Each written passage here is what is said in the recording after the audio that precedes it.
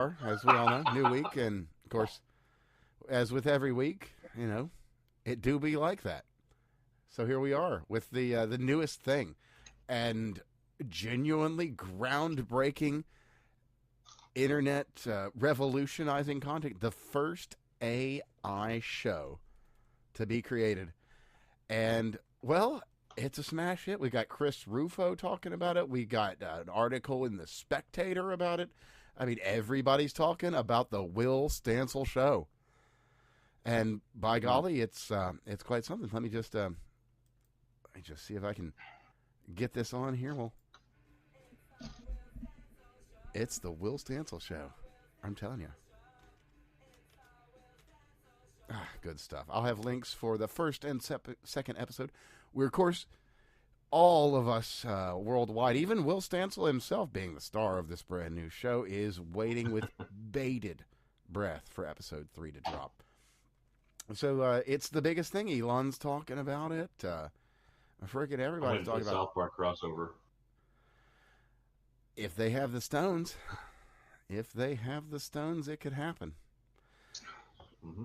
So, funny enough, the second episode of the Will Stancil Show dropped just a couple days ago, and Mr. Beast has this thing that he's been working on for a while, an animated series, probably getting underpaid South Koreans to animate it for him.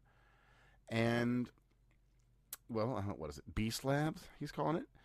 It's they're only doing 3-minute episodes, so not really up to the 7-minute par of the Will Stancil Show, but it's an effort. So Mr. Beast, he tried. Bless your sweet soul. You gave it the attempt. But sometimes you just can't beat the natural chutzpah of just an indie creator. It's just when something has that ground root support, it's just a natural fit. In this case, what I'm gathering from you is that sometimes it do be like that. It do be like that, Mister Mansfield. It do. But so what's happened here basically is this is absolutely scathing satire. It's the kind of thing we haven't seen since Drawn Together, if I'm being entirely honest. Oh man. Yeah, right. Okay. I mean, I would put it on par with that for what it is. I mean, this is one person. Emily Eustace is putting this together. Give her a follow, by the way. Alfred Alfer 77. Good follow, worthwhile. You'll be able to catch all the updates and all the surrounding drama. It'll be like your TV guide for this show, because Will Stancil. I mean, there's so many Stancils. You've got your nature Stancil, you got your club Stancil, you got your black studies Stancil, and then you got your journo Stancil. So you can get the full experience, right? I think that pretty adequately portrays it. So that was Emily, not Emmy, right? Emily Eustace. Okay. I'm so not the one that I was might be butchering that. Run. That is entirely possible. So not the one that was at TwitchCon, but a different one. Oh, yeah, we'll probably want to speak about. Okay, so just a real quick update, because there is an update on that thing. If you didn't catch it, Emiru was that girl, was the one that was sexually assaulted on the meet and greet that she did not want to do, but was forced to do to be able to hold her show because of Dan Clancy. Well, Dan Clancy was partying with underage women. I'll also update there. As we had said last year, well, might as well have been last year. I mean, fuck it, it's 10 years between shows, even though it's a week. But as we said in the last episode, he was, spotted hanging out with young girl streamers, but it was actually fine. Well, yes, that one specific moment in which he was with some young ladies was perfectly fine. It just so happened that he had spent rather an extensive number of moments before that one, and then also a rather extensive number of moments after. and apparently This he's guy has a wife and notorious kids, for right? this. Yeah. Or at least a wife. Yes, this 60-year-old man has a wife and kids. He does. Okay. So, I mean, I can't fault him. Hey, young ladies are they're enticing. Not no, I'm not going full Destiny here. Young legal ladies are very enticing. Uh-huh. Again, Well, we do pray not tell. endorse. We do Pray tell not here, buddy. endorse the feelings of Stephen Bonnell and Pray his tell here, endorsement buddy. of 15-year-old girls. That's nope. Just not how happening old here. were these young ladies? Were they 18? At least that much. Some I'm told were as old Are we as certain? 19. As a matter of fact. Oh man, Dan, you're going granny chasing, are you? I know these fucking hags. Jesus. What the fuck is this guy doing? I know, right? You got kids, dude. Yes, I think he actually has Fucking hell. And grandkids. if providing I'm them not an mistaken. excellent life with his billions of dollars. He's got kids that are older than the kids he's chasing. Hold on, let me see here. Dan I'm Clancy, guessing. 2 children. Oh, does he not have any grandchildren? Oh, no, yeah, okay. Dan Clancy has grandchildren, yes. Okay, so again, what the fuck? Yeah. So Dan Clancy has looks like a 1-year-old granddaughter. So Grandpa Clancy and the 19-year-olds. Boy, it almost sounds like one of those early 80s cartoons. Like Josie and the Pussycats, Johnny totally. Johnny and the Diddlers, or Pedo Bear and the Feelers, whatever. Something like that. Just for instance, I'm just off the top of my head. Hansy Clancy? Is that what we're saying here? Is we got Hansy Clancy here? I don't know. We might have Dan McFeely. I don't know. Whatever. But but yeah, there's your aside. So Emiru came out and basically explained that not only did the events as described happen, she was mildly, let's be real, sexually assaulted, but the implications of that are incredible. The dude could have had a knife. It could have been He could have. stabbed. I mean, I'm going to be honest with you. I have a knife Sure, everywhere. I go through metal detectors all the time, and I still have a knife. They don't go off because it's made of a thing called Zytel. So you can have a weapon anywhere at any time. It's just that simple. And that's discounting also the absolute lax security, because some other videos from the event have leaked, or I don't know if leaked is the perfect term, but have been shared, showing that some guy, like a cameraman that was with 2 big name streamers, they go through some checkpoint, hit their armband thing on the thing, it lights up green, and they go through, the cameraman like hits it 5 times, it's like bong bong bong bong, shooting up red every time, and he's just like, oh, I'm with them, and the guy's like, oh yeah, you're fine, go ahead. What are we fucking doing here? What the fuck are we doing? So yeah, there's that, and then of course Dan's like coming out saying, "Hey, no, we really care about the streamers and all this." And of course we went over all the other shit too last week, which they didn't arrest the guy, they didn't refer him to police, they did like a 30-day ban until all of this until Emiru's managers are like, what the fuck are you fucking doing, Dan? And then it's like, okay, fine, he's banned. Well, it comes out that they also didn't report him to the police, and that had to be done as well. So later in the week, over the last week since we reported, he was found in D.C., if I'm not mistaken. And yeah, they didn't bother to report him to the police until later in the week. So finally, some charges have been served against. I'm not sure the specifics, legitimately, but he has been in contact with the police. There will be some kind of charges. Like I said, I don't have a lot of information, so there really isn't much more to say. Since we're talking internet drama bullshit, Hassan has now denied that it was a shot caller. Ludwig has turned back and said that no, the shot caller that I saw was not a shot caller, because Hassan sent me a text message with a picture in it of some other shot caller, and Cutie Cinderella has since not changed her stance that it is a shot caller that has the prongs removed. Also, in the past week. The manufacturer of the shock collar has said that that is our shock collar that we manufacture. Also. Yeah.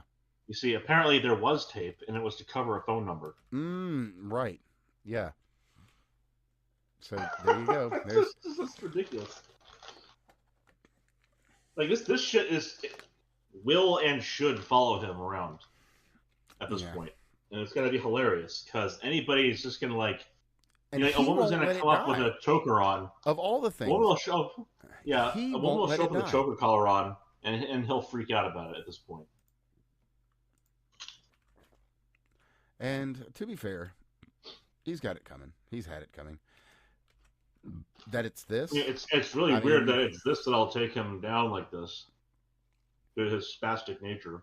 But I guess if it's gonna be something, it may as well be this. Good grief. I mean, of all the things, but hey, here we are.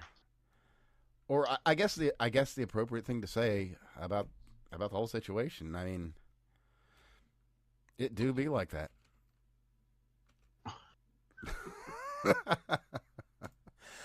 Speaking of things about which it do be like, we should probably give an interesting update that I genuinely did not expect to be giving out of Portland. And, well, there's a cleanup going down.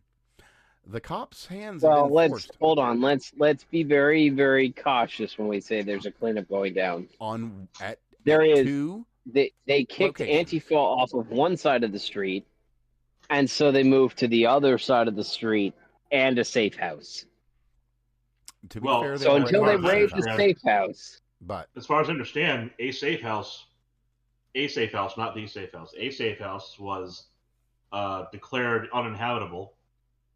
And was kind of emptied out into the street. And the one guy, what's his name? Nick something? Sorter? No. The other guy who's been walking around these protests. Anyway. He was walking along and noting tables of stuff that were out on the street. No, that's Nick Sorter. Are you sure? Yeah. I don't think it was. No, I think Evan's correct.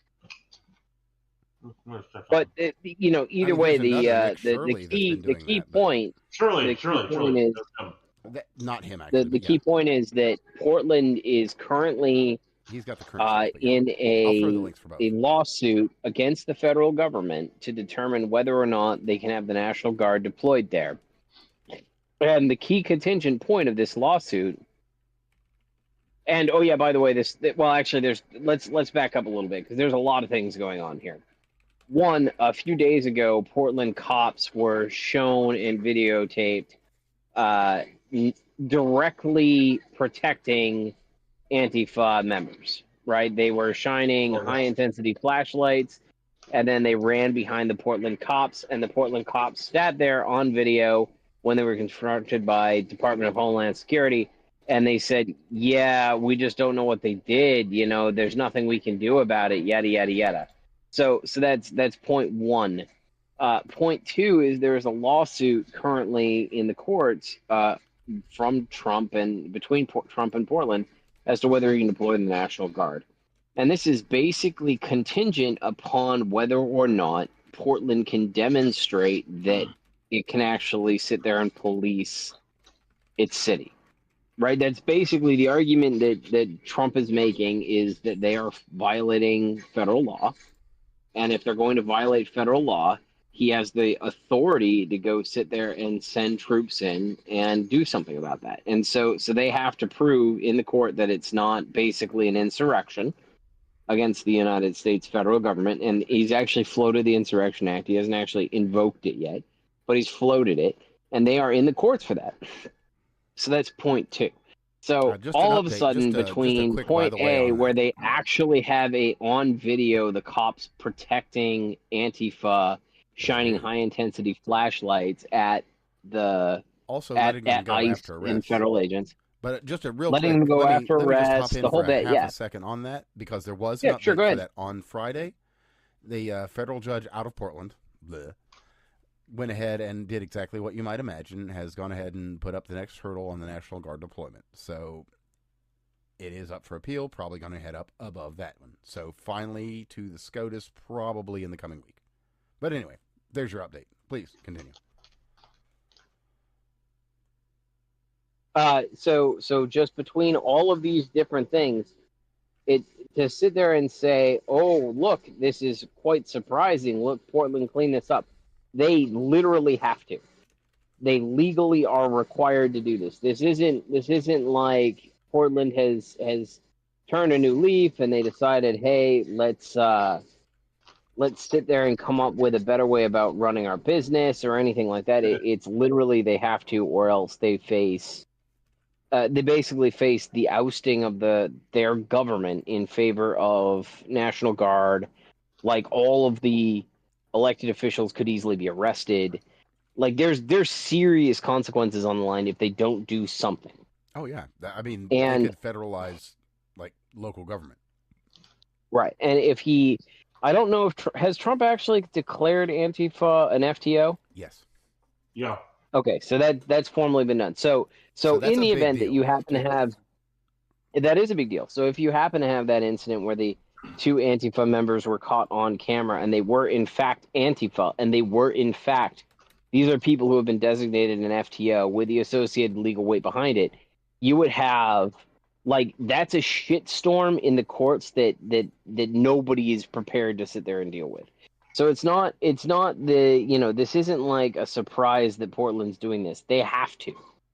If they don't do it, the consequence will be that they will lose in court. 100% they'll lose in court. And oh yeah, by the way, the Insurrection Act will be filed against the members of Portland. Right? All of the government will be facing the consequences for their crimes. Let's be fair. It is a bit of a surprise, because it's also a surprise that it's gotten this far. You know what I mean? I mean, I can get there. I just we shouldn't give them credit, I guess, is more or less the point that I'm making. I think that they'd be stupid enough to think they could take on the federal government after being designated an FTO. Yeah. And I mean, they have they have an army of lawyers that are happy to give them pro bono. Oh, and to make note on that, by the way, we should probably mention that the very first terror charges have been dropped. Just over the last week, we had a federal jury in Thursday that charged 2 men with terrorism-related offenses over the ICE attacks in Texas over the summer out of the DOJ. So now these are under domestic terror charges. These aren't under the foreign terror charges, which, by the way, I've been trying to verify that, and it doesn't appear that the foreign terrorist organization designation has officially been used, which is retarded. They really need to get on top of that. Just look how long it took them to build a case from the summer. Fair. So I can appreciate that. My guess is that they're probably going to be going after an organization like Rose City Antifa first. Yeah, I mean, that's the thing, too. We've got very well-documented organizations, financing, public relations, recruiting. You know, it's... and that's just the public squeeze has started, clearly. Well, and if they're smart, right, they'll treat this like a cell. And they won't just turn around and start arresting members. They will gather a fuck ton of evidence for essentially a RICO type case where they prove that they identify all of the money ins and outs, and they basically build. That's what they should do. They shouldn't just start arresting people under this designation. They should take the time to build a case. Yeah. Well, I mean, the nice thing is, you get RICO. They really only need to take down like 1 or 2 people, with and they have conspiracy charges on the rest. And speaking of conspiracies, a large swath of them. Speaking of conspiracies, we should probably mention the many tens of thousands, I believe it's about 62,000 CDLs that have come out of just California that can be verified to be linked to undocumented immigrants, shall we call them, or criminal aliens. Well, there's the one guy who caused cars to explode as he plowed through them.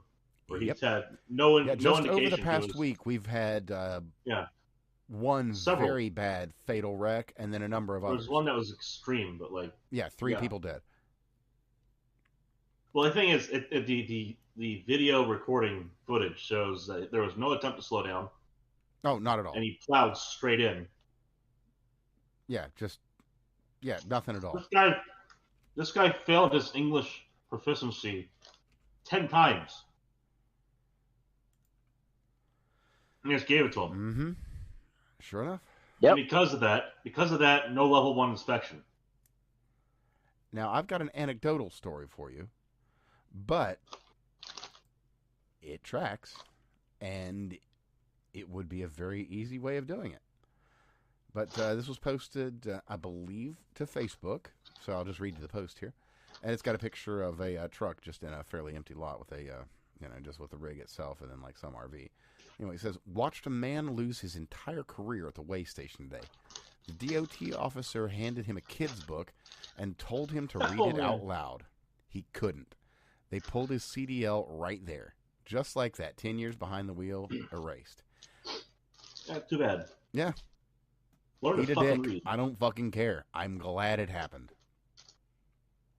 That's the thing is there's been complaints that people have, who've had a long, successful career and that's being ended. Like, I don't give a fuck. So I'm going to offer the opposite side of perspective on this. But go ahead. Like, I'm just voicing the, I guess, classically liberal perspective. I'm working. Yeah, sure. So, well, I'd say this. It doesn't matter if it's trucking or if it's just driving. One, we've defined it as a privilege that has certain boundaries to certain barriers to entry. Yeah. And for good reason. Certainly. We want to make sure you're not just going to run down the sidewalk and kill everybody. Well, you're driving a fucking 50,000-pound death machine if you really. Well, no. But beyond that, to all licenses for driving a motor vehicle, you're driving something that weighs at least several hundred pounds. When you're talking about anything that's car size or larger. Minimums, you're driving a motorcycle that's like 600-700 pounds. Minimum. All right, so at that scale, when you require licensure, you're required to be able to read. You don't have to write, but you do have to be able to read. Yeah, because we print on our signs. Like we shape signs for quick recognition. The red octagon with the white stripe on the outside, that's a stop sign. But it also has big fucking letters in the middle that say stop. Now, and here's I agree in principle with the idea that you should be able to read. However, I also, I don't think it's necessary anymore because of the advent of GPS. And so if you have the ability to enter into a GPS what you need to get you from point A to point B, and that's providing voice directions, I don't think that you necessarily need to be worried. Like, when we start talking about our signs, the signs that are a concern for English language is going to be like your exit signs, right? Okay, well, stop, speed limit, etc. Yield. These are important signs. I know that they have. So hold on. Like, there's shape recognition. Okay. There's numbers is different than words. Sure. But, the guy didn't have any sign he was slowing down and plowed into a bunch of vehicles. And he failed the ability, like, you fail the reading test 10 times. The failing the first time should tell you it's important. I get that. Right? Like, and I'm not saying that there shouldn't be a reading test. I'm just saying that, like, we can simultaneously say you need to be able to recognize road signs without saying you don't need to be, very good at English. Again, you don't have to have great English, but if you can't read a sign... Well, let me interject something that I think is very pertinent to this specific conversation, to both of your points, as a matter of fact. In that, yes, the GPS or the drive-by-wire or the full self-drive or whatever is going to be able to make use of what's on the GPS. But what happens when there's an emergency? What happens when there's work? What happens when there are men at the side of the road that had to do something? What happens when there's a cop pulled over to the side that's not on that GPS? When any one of any of those things isn't in the system, when something different happens. Well, and again, like, I think all of that's great. All of that's great, right? You should know the rules. You have to know the rules of the road. And you should be able to read the signs that these emergency services put up to let you know what's coming when there's something that you and the GPS I mean, I would disagree. I don't think it really matters what's on the sign. I think what matters is that they've alerted you to something coming up, right? Like, knowing that there's a flashing sign, you should be alerted to something. All right, and you're alerted to something. Now what? What is the thing that you're alerted to? It doesn't matter. If I'm a driver, I should be looking down the road. I'm trying to see what it is that's coming down my path. Okay, and if the thing coming down your path is a bunch of stopped cars and you just fucking don't seem to care? If you don't, but that's different, right? That's I know that you're bringing in a different opinion here. I'm not trying to put this on you personally. No. I'm not. I'm saying there is a very big difference between violating the rules of the road and a reading comprehension test, right? I definitely, like, I understand the point that's being made by, hey, how can you drive in an English-speaking country if you can't speak English? Understood. 100% get that point of view. However, there are people who can do that. I also don't think that you need to be able to read Dostoevsky in order to sit okay, yeah. Okay. No, to that point. The hungry fucking caterpillar, okay? To that point, I'm not you even can't read C-Spot Run, buddy? Like, come on. That's not Dostoevsky. That's not fucking Dick and Jane. Then that's kind of the line. We're not asking them to read War and Peace here, pal. Like, because, well, I'll make a note here, because Dick and Jane, when they reached the top of the hill, what did they do? They stopped. So, if he could read Dick and Jane, he would know that the stop sign means stop. That's all I'm saying. But, I mean, again, right, that's the point, right? I see a red octagon. I could, like, if let's take this away from individuals who are fully competent and can read English. We should. And let's put this into, like, go into demographic data and the fact that you have enough IQ to process these things. Hold on. Let's put this into the disability spectrum, right? Let's say you're dyslexic. Okay. Let's say you're dyslexic. I mean, that's right? a good way to describe the Indians. Go on. You know what? I'll go one further and let you know that I am. Continue, please. Right. So should you have your license suspended because you're dyslexic? No, because I can fucking read. Exactly.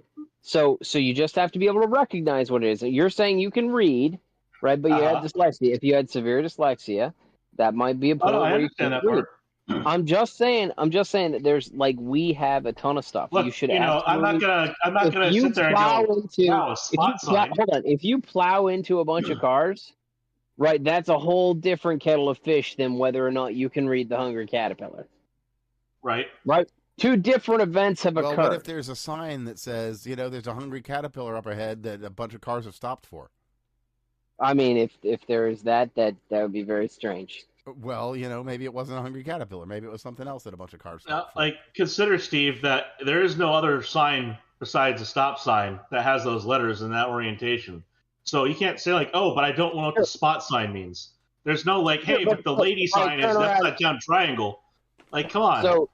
So, but again, when you start talking about, like, where does reading matter? Reading matters in terms of, like, exits and what city you're going to.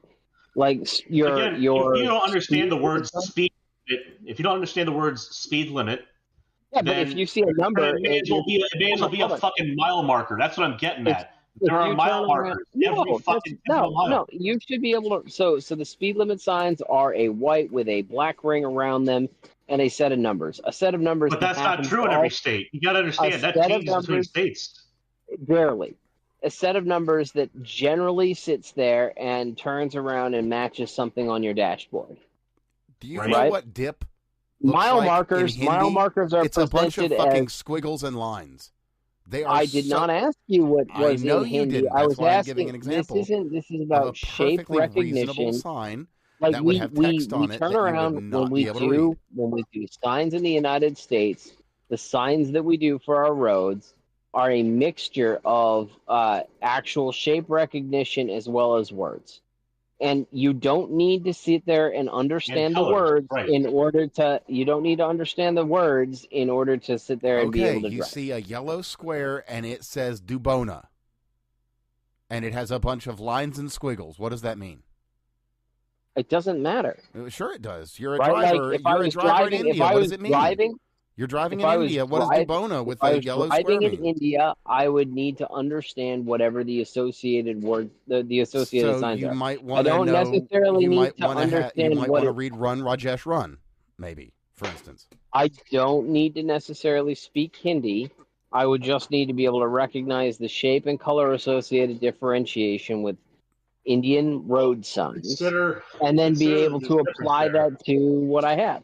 I'm just saying it's a lot less. That's why I'm asking. What do you limited skill. What do you think? Like something that looks like a 5, that something looks like a 0, something that looks like an L, something that looks like a backwards F, and then an I. What would you interpret that to mean?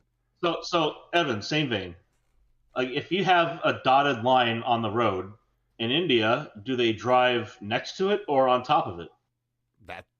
And again, right, if you are not able to execute faithfully the duties of the United States and the obligations you have to follow road signs, that's a separate problem than reading comprehension. How about just like following the road, period? Because they also have trouble with that. It's ridiculous. I'm saying that absolutely.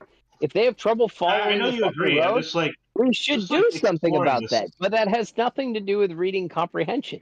Well, that has to do with like it does. Okay, I do have to say that there, like reading comprehension there. If they can't read the 3 letters USA anywhere in the fucking country and understand they're not in India anymore, then they have a problem. And there's a knock-on problem of reading comprehension of when they go to look at the manual that says this is what these signs mean. They see a bunch of signs and then they see a bunch of squiggly letter word things that say this sign means squiggly letters. Let's just take what Steve just said, that we should prosecute them. Let's go ahead and circle this back around. We should prosecute. Hold on. Let me be very clear here, because so far, no, I don't think you do though, because like both of you guys are like, oh my god, what happens in India? Well, if I can't fucking read the road signs in India, then I shouldn't be fucking driving in India. If I don't understand the road signs, right? But I don't need to read, right? I just need to understand what they say.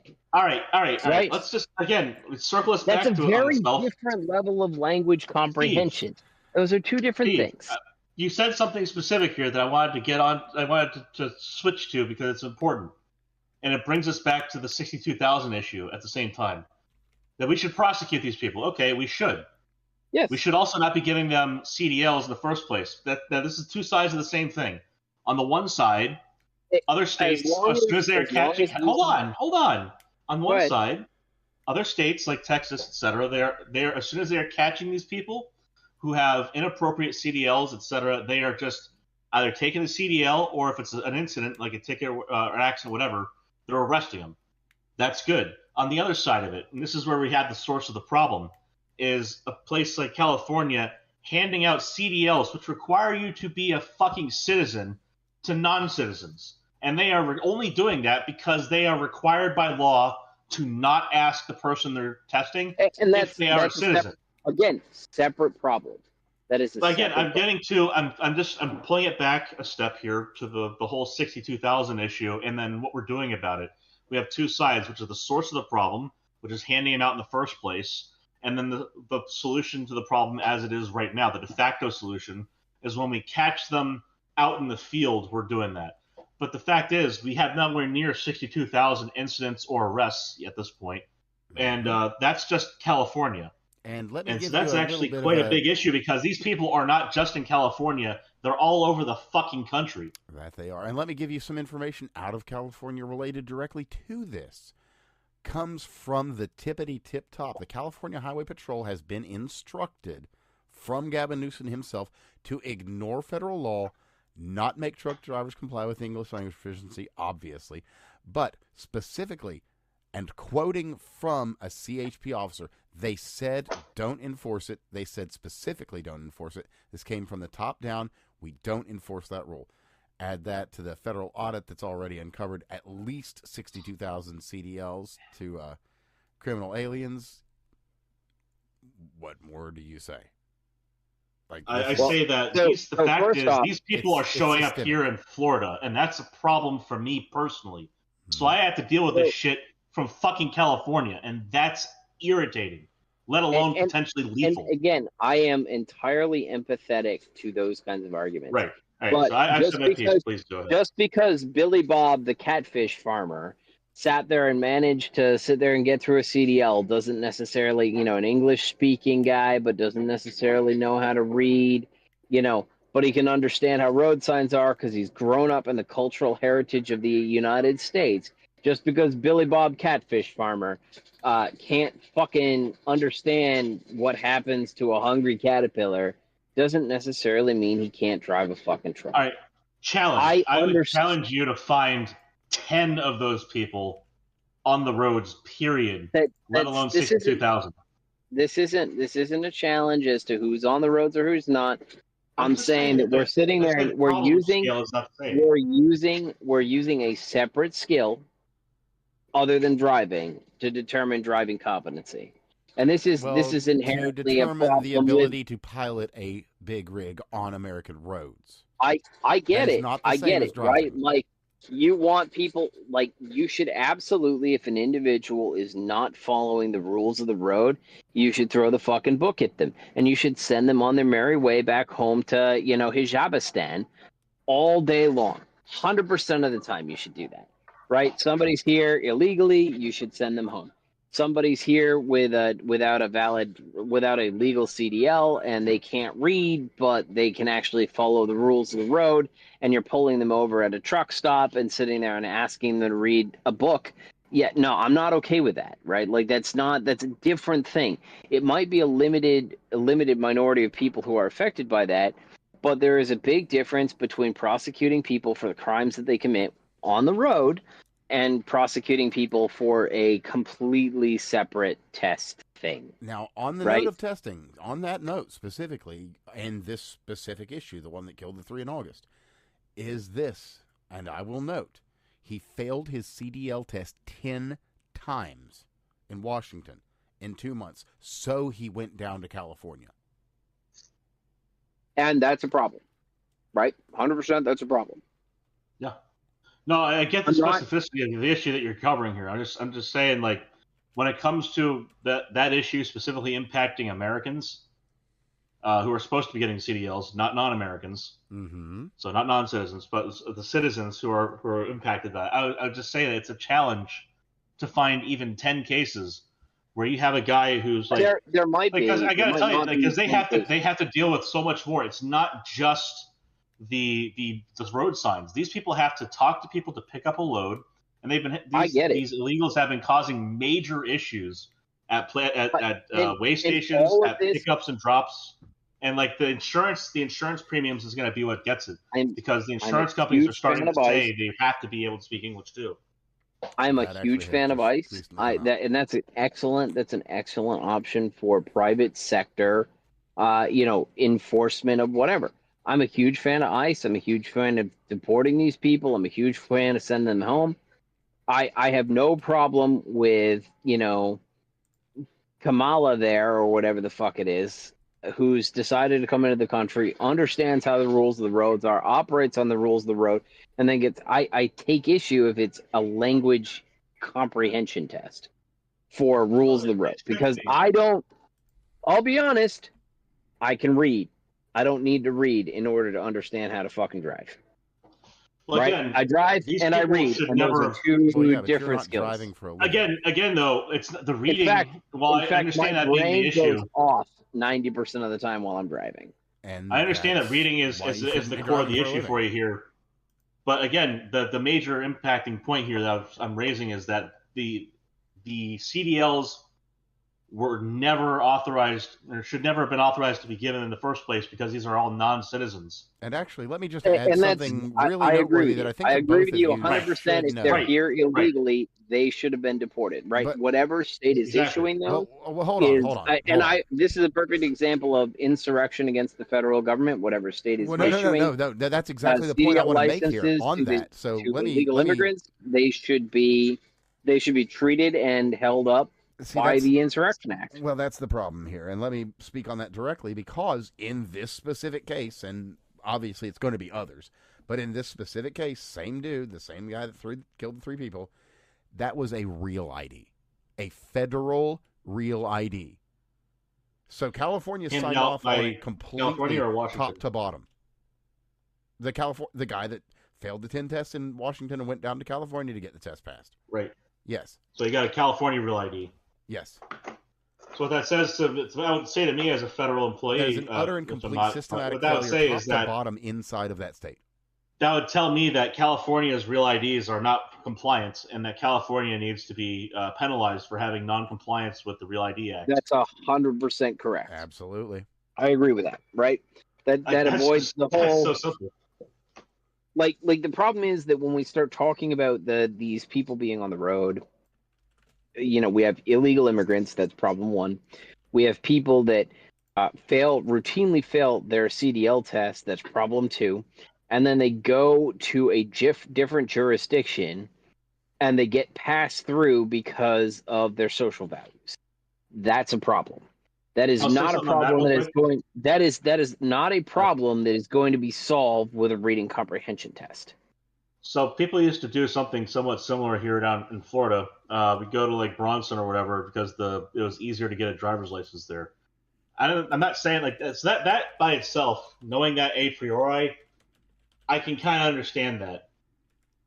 I did mine here in Gainesville. I wasn't as much of an issue, but like there are people who just. I would say this also. There are probably some people who got their license, probably shouldn't have gotten a fucking license, but it happens. They still passed all like the pre-go checks. Could they pass the written test? Yes. That's another thing. There is a written test. There has to be, before the practical, there is a written test on these things. So if you cannot pass a written test, period, and I don't know what the hell California's CDL written test looks like, but I imagine it's probably written in fucking English. No, apparently it's available in at least 10 languages. I did look that up earlier. It might be more.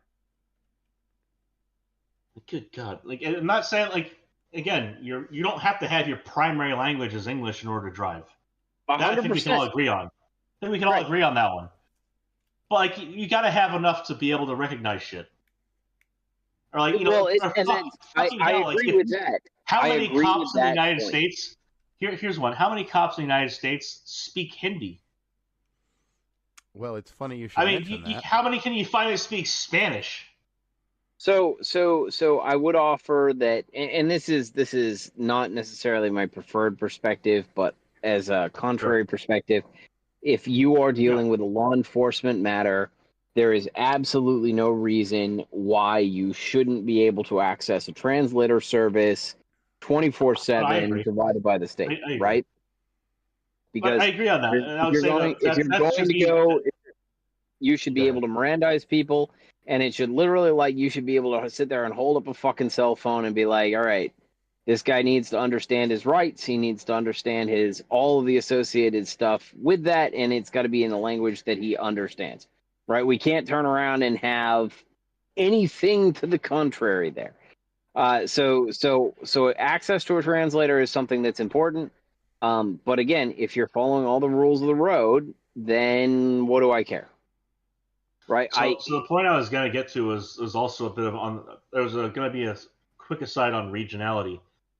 And for example, in Florida, half the population speaks Spanish. And then of the people who speak Spanish as a first language, about half of them only speak Spanish. So in Florida, you're much more likely to find a cop who speaks Spanish. Sure. How many places in the United States primarily speak Hindi? Or any of the other, there's like fucking 500 languages that come out of India. Well, there's any of the other regional dialects that speak Somali in Minnesota, but that's different. Sure. Well, again, fine. You can get that in Minnesota, but if you're running a CDL, you're driving across the entire United States. Mm-hmm. You're not just doing quick trips between the majority of people speak. you're not just going between two cities that are right next to each other for your entire career. You're going to be going across the United States. You've got to be able to speak languages across the United States, and there's one that covers them all. There is that. The lingua franca, as it were. So I'm 100% in favor of English language as a requirement for entry into the country. I have no problem with that. Maybe. Well, I guess if you were here on a visa, right, like a temporary visitor visa, that's different, right? Yeah. No, I think if you want to come here as a legal immigrant with no other strings attached, like not a marriage visa, none of that stuff. If you're just coming here to economically migrate and you want a better life for yourself, and you should be competent in the language here, English. You should be economically competent, as in you should have a job that you're coming here to fulfill. Yep. Like you can't come here and get on benefits I think right away. That's all completely reasonable. Right. And those are not big requirements, because every other country on the planet has those same fucking requirements. Right. Everyone but us.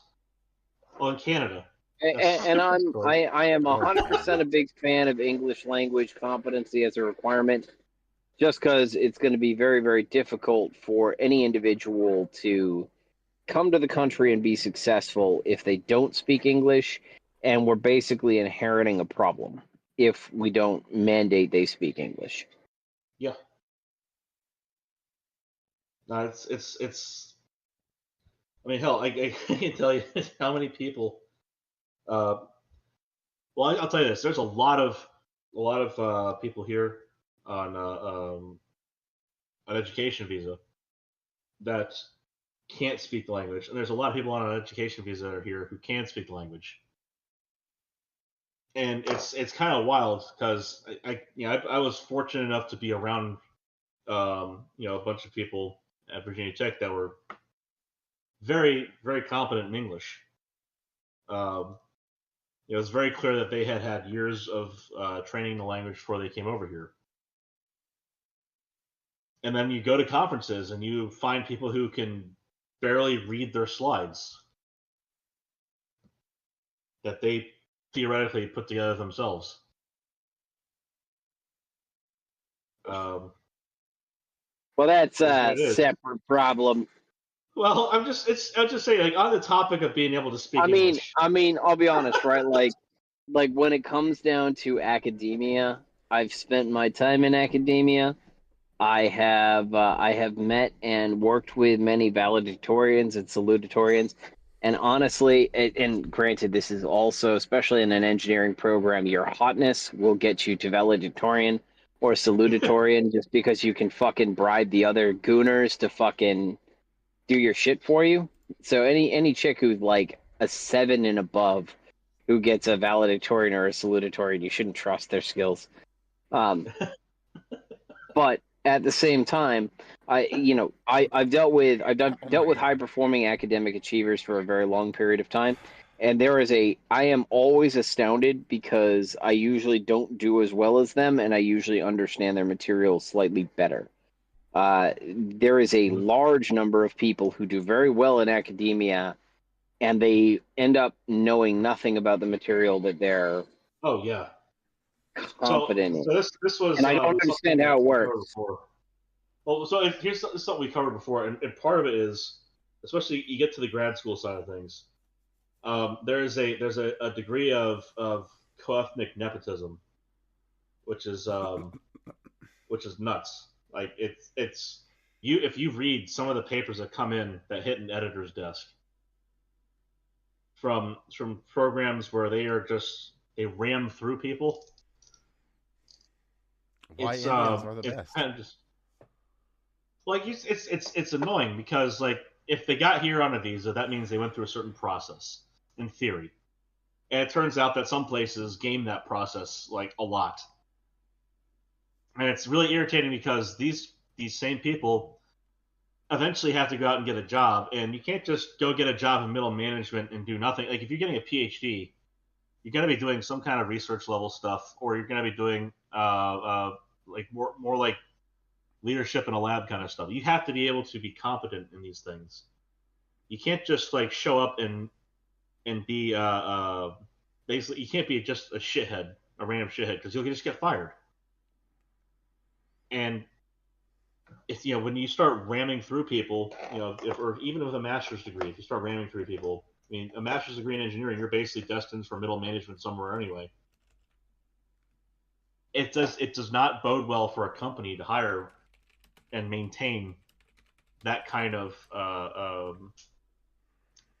skills gap, right? Okay, so I've got something really important here. I've got legitimate breaking news from Rapid Response 47. Just earlier in the evening, about 9:30 p.m. Eastern Standard Time, 9 wars have been ended under President Trump's reign. We have a new one that ended, just yesterday. Right, hold on. So that's including term 1, correct? Oh yeah. I mean, I guess okay. I don't know how they're doing. Just for sake of clarity. Oh, I'm just quoting Rapid Response 47.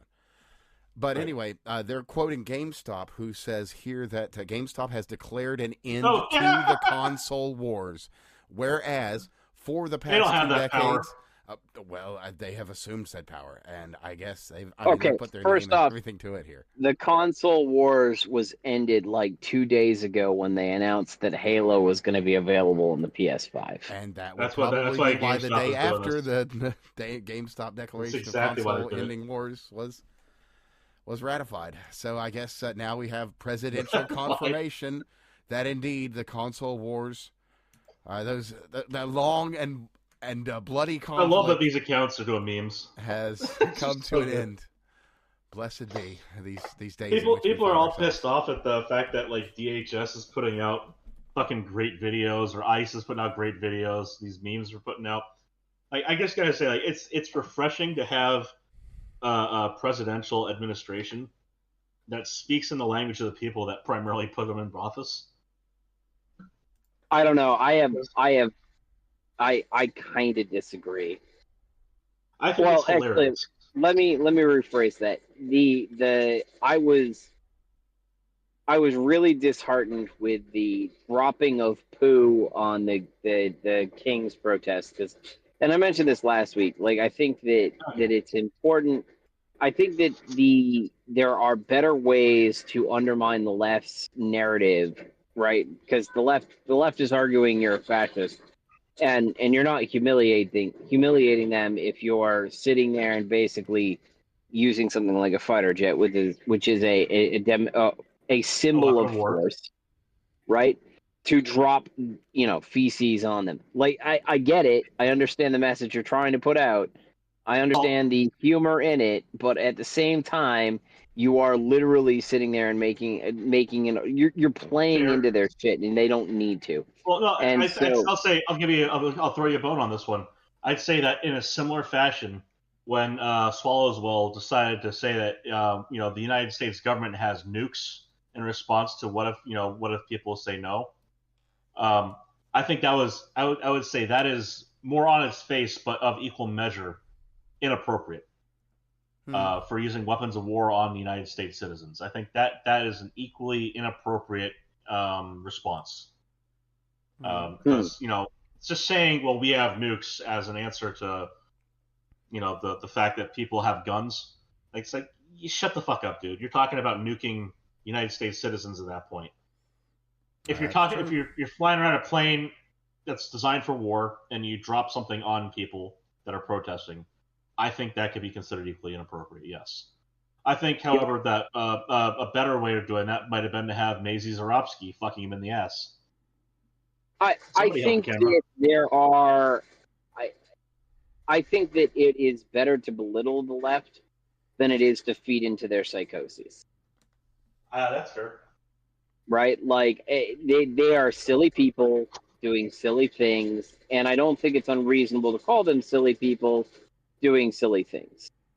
I think you also had a principled point about the United States government using force on citizens. Right. And that's all of that is, like, they're feeding into the left's psychosis. I think it was aptly summarized by you last week, where you said, "I wish he had more forethought." Yeah. And he's an idiot. Yeah, I think he's those a are both fucking fair. moron. Yeah, I think that's Right? fair. Like, so when we start Childish. talking about the, while I appreciate what you're saying, that he's communicating with the people, and I've encountered other people who, outside of the show, having these conversations at work Yep. or something like that, there are people who are more on the conservative side of things who very vehemently disagree with me. They think they thought it was funny. They thought it was worthwhile. They thought they're glad for it.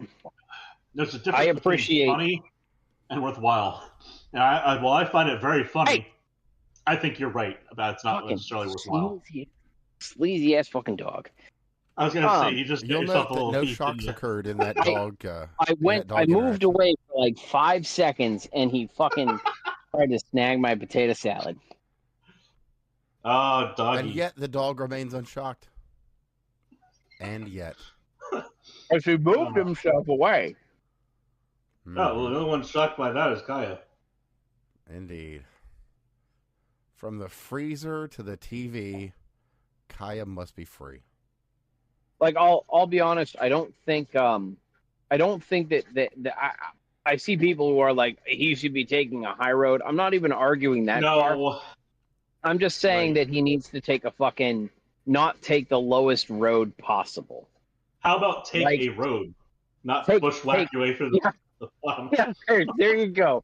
Don't go through the brush, and don't you know they've it's kind of like the Dems have decided to march all of their troops right into the river below a dam. You don't need to blow it up. You just need to sit there and point out to them that they've decided to get out the bait, chum the water, have some fun. You don't need to put a hole in the dam. Right, exactly. Yeah, go fishing, like you would if you had put a choker collar on one of your previous dogs. Oh, Links good grief. below. Oh yeah, that came out too. Yeah. Oh yeah. I heard about choker chain. Yeah. The prong choker chain. Yeah, open wounds on your dogs because you care so much about them. But anyway, it's a normal training mechanism. It is. Yeah, but I the don't thing use about it. choker collars is they have rounded. They have the rounded spikes on them, so you gotta choke the ever living fuck out of something to break skin with that. It's not normal to punch holes in the neck of your dog with a choker chain. I don't know. I've never used them. They're actually there's two types. The ends are rounded so that all it does is just create a great. They have a little. It's like a little A that sticks out. It's not supposed to be like a needle. Yeah, no. And the thing is, like, there's two types of choker chains. There's that one, which has the prongs, and then there's slip chain, which is the one you just take your dog for a walk on. Yeah. And that's just attached to the leash. I shouldn't say choker chain, but I don't know the actual term for the one that has the prongs. Well, no, it's a choker chain. I think but it's got prongs on it. What I mean. It's a pronged choker chain. Yeah. But yeah, also that. Or a spike chain, I guess. Well, that's different, but no, whatever. But yeah, no, it's one, half dozen other. Yeah. So it's a trainer. I'm glad it is, and yeah. Mm-hmm.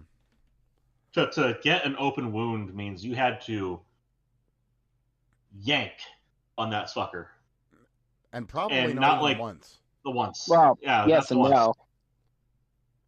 I mean, I've never used those kinds of things. I've thought about getting a prong chain for my dog, but like I said, he uses his neck as a predominant brake for his momentum, and so I'm terrified of using something like that on him, just because he's retarded. Fair. Well, you see, you have the empathy to care. Yeah, but he's retarded. Right, but you care about them. Well, to put it in a relatable term, you shouldn't don't restrict be your like dog to a 2 by 3 foot space 8 hours out of the day, right? Well, I mean, if I could. He doesn't like crates. Well, how about if it were a cot, for instance? He doesn't like cots. Pillows. He likes pillows. Well, maybe if you put a shock collar on him and every time he got off the fucking thing, you were like, he might learn to be afraid to do otherwise. I suppose. Just just as an example, not saying that anyone like Hassan Piker does that specifically. Literally. But anyway, some interesting and good news over the past week. As a matter of fact, it appears nationwide we have got gas hitting the $3 mark. Or lower. Well, I've seen a good number of videos on that. But yeah, I mean, there are places where it's under $2 now. Yeah. Let me just go ahead and pull up a check. I'm gonna. Yeah, all I can say is, oh man, I voted for this. I voted for this. Oh man, it certainly beats 5 or 6 or whatever the fuck it was. Right. Let's see. Current average here is 2.993. Well, that's unfortunate. Fuck you, Trump. I expect better. Oh man. Well, hey, I have got some good news for you there, Craig. I don't know if you've heard, but your man Ron up there at the State House is actually talking about getting rid of that their property tax and making it just permanent, like a forever thing. I know some people that there's some people that were just talking about that with me like a week or two ago. Not specifically that he would be doing it, but like, hey, well, let me just pull up specifically here. It was is he going to be able to do anything about this? Mm-hmm. Kind of thing. And it's like, well, with the extra income we're getting, I would expect that something would come down of it. Like we got, there was, let's see, do you think DeSantis will ditch property tax on primary residences? I love Florida, but my taxes, even with homestead, are now almost $23,000 per year. No pool yet. I said, well, all the new residents, you should be at least able to lower it. Sure. We also have a lot of extra tourism because people are looking. Well, I mean, AOC went down there during the height of COVID, so it's a pretty good place to be. Yeah. How about that? Yeah. She got an award or something too. Huh. Whatever. Huh. Oh, that reminds me. What did she know about January 6th that caused her to hide in her bathroom hours before it went down when someone came? Well, whatever. Never mind that. Oh, interesting. Tickety tick tock. Hours, you say? Yeah, many hours before. Many hours before at a building that was only connected via underground tunnels. So today's AAA Florida average is $2.92. Fair. Today's national average is $3.05. Oh man, that's almost ready to go under. Yeah. From what I understand too, even in like L.A., you can find gas for $4 now, which yes, that's retarded, but that's L.A. L.A. is crazy. To find gas for like around $4 in L.A. is pretty okay. But we're not talking about L.A. We were talking about Florida, and I've got another super fun update. I've got a bit of a sad update. The fake Untitled bunker has dissolved, sadly. Oh. It has. It is the way it is. Unfortunately, Gilded will be closing up shop in the coming days, I believe at the end of the month. So it is what it is. But also related, because we are talking about Florida, the Attorney General out of Florida has issued criminal subpoenas against the kind of acquiring power of Gilded, Roblox. For what? Failing to protect kids from predators and enabling literal child abuse. So that's a Pyrrhic victory for us here, because of course, children being abused, not a victory. Well, this might perhaps slow or stop that abuse. So, but there is the chance that would be a victory. That would, and let's be fair, we've reported on some of the amazingly horrifying shit that goes down on Roblox. That they just kind of are like, yeah, no, that's cool. They pay, whatever. Who fucking cares? Oh yeah. Like, wow, just wow. So it's been a long time coming. Been a long old time coming. Oh, so I'd be remiss of not point out, back to gas, the highest recorded average price here in town, regular unleaded, current average $2.99. Highest was $4.91 on June 15th of 2022. Oh, man, that is not a long time ago. No, it is not. It might have been due to a certain bungling retard. You don't say. Flubbing it into our national emergency. Who could imagine? Whoever could have imagined? Nobody could imagine. No, it would never, ever happen. Oh, and, well, firstly, as of the last update, which, already gave you, the federal court out of Portland said no, but the U.S. Court of Appeals out of Portland said yes on the 20th for the National Guard. So this fight just is... It's basically a bare-knuckle drag-out between the various courts until it hits SCOTUS. And I don't honestly think any regional court is going to allow anything to happen. I don't even necessarily know if...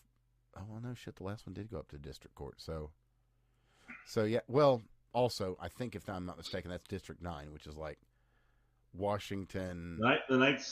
So they're talking about Circuit 9 or District 9? I'm not... Ninth Circuit, right? Yeah, I think so. Yeah, the wacky Ninth Circuit. Or that is to say the Ninth Circus, but yeah. Well, it's interesting because Trump was able to put a bunch of judges into it in his first term. Indeed. And so the Ninth Circuit started to have started to come out with some sane rulings, and people were like, what the hell happened?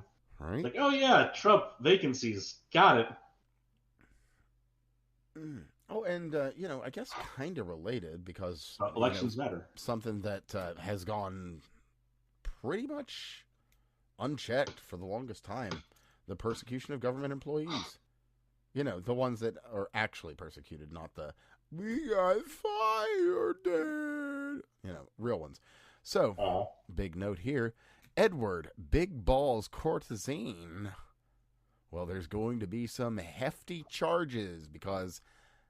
U.S. Attorney General Jeanine Pirro is going to be looking into it specifically for the attackers who went against him. They're going to be trying to bring down as much fire as they can.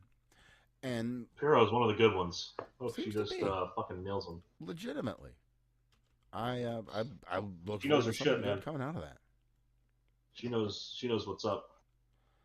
Indeed. So, we've got an 18 and a 19-year-old suspects out of that, guy just trying to be a decent fucking human being, and them not. And it, ended kind of poorly for him, but hey, the girl he was defending, she was defended, so, I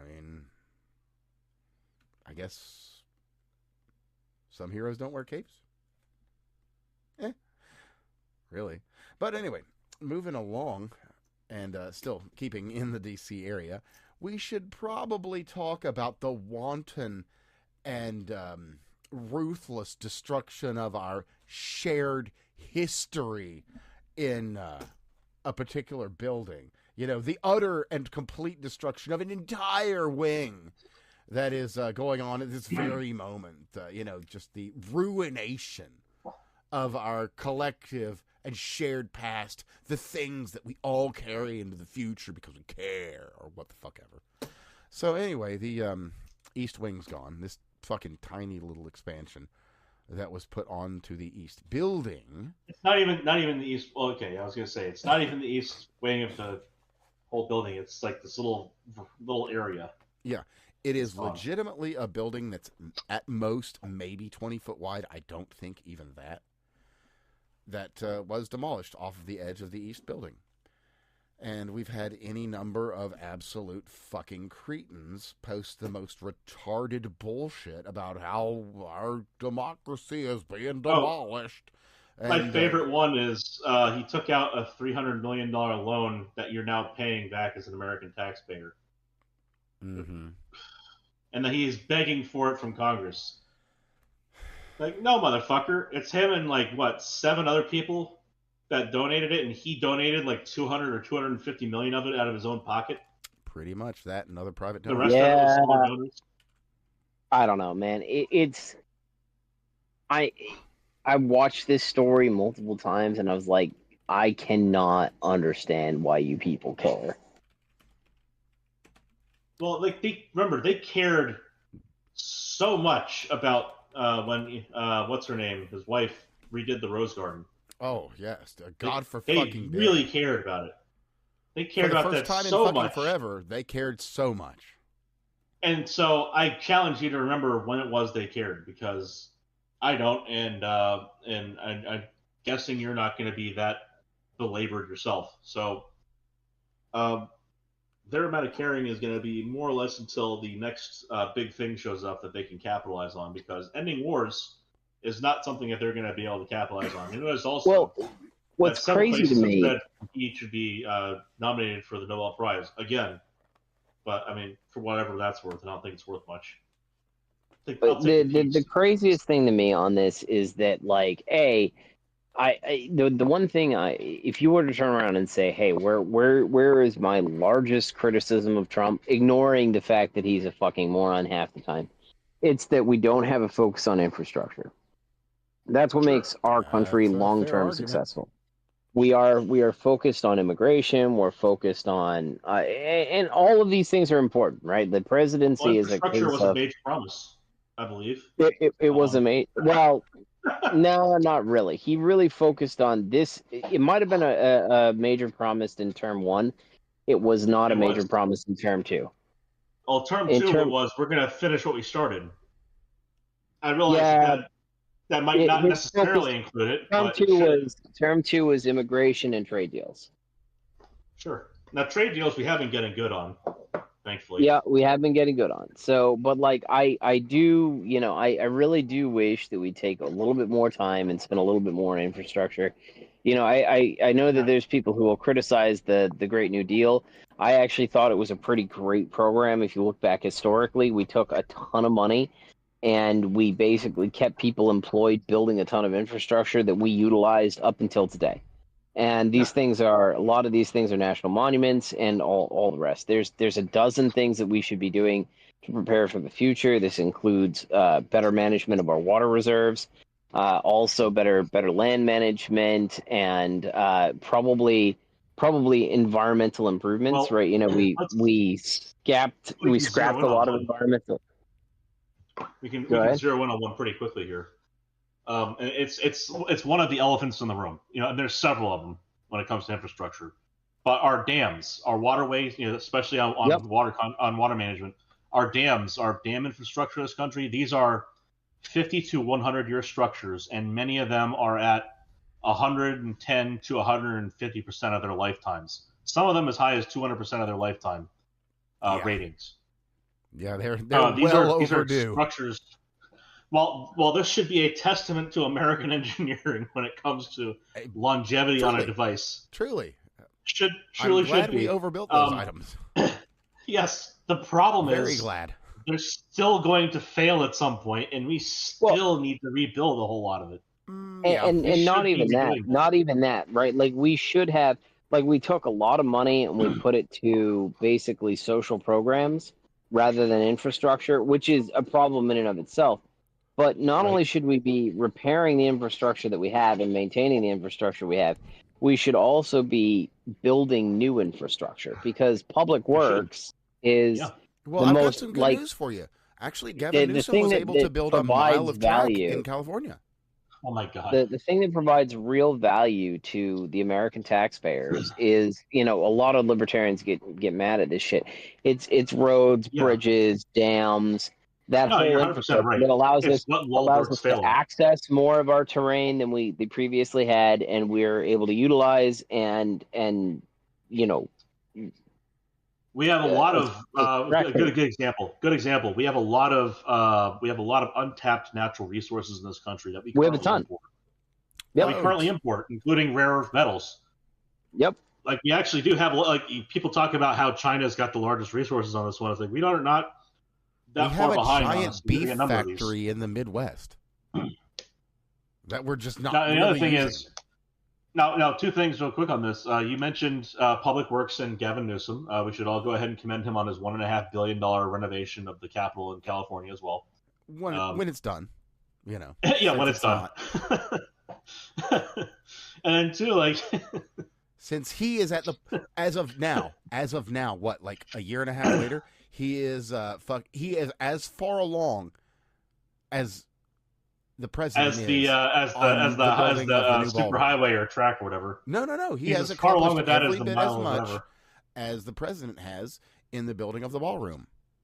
Oh, just demolishing, yes. Yes. Now, mind you, the president took about 4 days to do that, and he took about 4 fucking years. But yeah. And then, some bricks what's are going to be heavier than really other funny bricks. is where that building stands by the end of Friday. Now, I'll be very keep in curious mind to see that- how quick they put this thing up. Keep in mind that it's as far as the historical nature of things. The previous building in California looked a lot more. It was basically a replica of part of the White House, but apparently that is not historically significant enough for Gavin Newsom. Well, I could see why he would he's want to gonna get modernize rid of that. Bad taste in the mouth after all. No. Him and Swallowswell, right? Well, or congressional staffers in the Senate rooms as they make videos for some reason. God, I took the tongue myself. There was something else that I was going to move on to there that was important from. The staffer in the congressional. No. The natural resources and moving on or something there with like a trade deal. Well, I can say this: there's not really a specific announcement, but there has been an announcement from the related parties out of Xi's people and State Department people that there is some tertiary something. Not tertiary, some preliminary something between America and China. We haven't got an actual agreement. That's good. Because we've got coming up on. Now that's a segue. So on November 1st, we've got the 150% tariffs that'll be hitting China, which, as said, I was going to talk about EBT. Oh, that's right. That's right. We'll get there. Also on November 1st, in addition, China. You know what happens? Snap. Thanos snap. Crackle and pop. Thanos snap. Yes. So EBT goes poof. Goodbye. That said, so, I don't necessarily support it, but it's one of those fucking things. It's one of those things that's just things. I'll say this on that. There's too much. I support it. Yeah, I'm not against like, there are it. people who legitimately I just don't support it. There are people who are legitimately on those programs. Yeah. And then there's people who are missing out. And then there are going to be big fucking fat giant women that have been griping and fucking complaining for the whole last fucking week. We gonna steal them food from the Walmart. You better not try to stop me. I'm gonna carry my gun and shoot you if you try to stop me stealing food. My favorite one was, I'm gonna steal your shit in the parking lot. I would much rather have in our social structures and our social programs a very strong disability program and a very strong unemployment program and no welfare. Yeah. Fair. Well, I think that the idea of long-term unemployment is a problem. Your unemployment, so unemployment should be run where you make a claim and you get the full benefits package, right? If it's a 6 months of checks at 60% of your pay, you basically get that as a severance if you can claim unemployment. And you should get it as a lump sum for congratulations, you're working. And if you turn around and you take 36,000, let's say I got 60% of my pay for the federal government, right? Which is like $72,000. And I got 6 months of that, so I got 36,000. They should give that to me up front if I get furloughed for 2 weeks. Why? Because I'm going to go immediately back and pay back all those taxes within a fucking year, right? So like unemployment should be a program that is it should be a lump sum up front, and it should be 60% of your pay. And disability, same kind of thing. Like basically whatever you achieve, that should be closer to 60 to 80% of your pay. That would be the only thing that you'd have as a long-term plan. And it should be very restricted to like you actually physically can't work, not like you just don't feel like working, or you have a condition that's minor enough to not to work. There should be no such thing as unemployment. There should be no such thing as EBT. There should be no such thing as WIC. And if you got rid of these government programs, a lot of these other social institutions like marriage and stuff like that would probably thrive a little bit better. Part of the problem that we have is that there's a whole bunch of people who get their kids are basically a fucking paycheck for them. And that's a problem. And you can turn around and say, I don't want to have children suffer on welfare. Well, that's great right up until you have an entire culture that has evolved to have kids be a means of by which you accumulate more wealth without spending it on kids. and get Sure. more subsidies. And the like multiple layers of subsidized programs, by the time you're done, your average person on welfare spends less time actually working and has a better overall life than the people who do work full time. Like they'll work part time to get their earned income tax credits. So they'll work. Well, They'll get 20, they for got free housing. $20,000 They worth got, of labor. well, so like Steve, they got free housing, they get free food, they get free Yep. utilities. They're Yep. eating better than people that are out there working and gaining and pulling in like $1,000 a week. They go and they produce about $20,000 worth of economic activity, and they get something like $80,000 worth of economic benefits from it from the state. The $20,000, and then you get your earned income tax credit because you earned $20,000. Congratulations, you get all of that money back, and then oh yeah, by the way, after you've done all that, you get subsidized housing, and you get subsidized food, and you get energy subsidies and the whole bit. So it's like 60 to 80,000. Like being on welfare is a $20,000 job for 60 to 80,000 dollars worth of benefits. And why is it that the middle class is suffering? It's because of that. It's because there's really no incentive to go work a middle class job. It is literally worse for you in every way.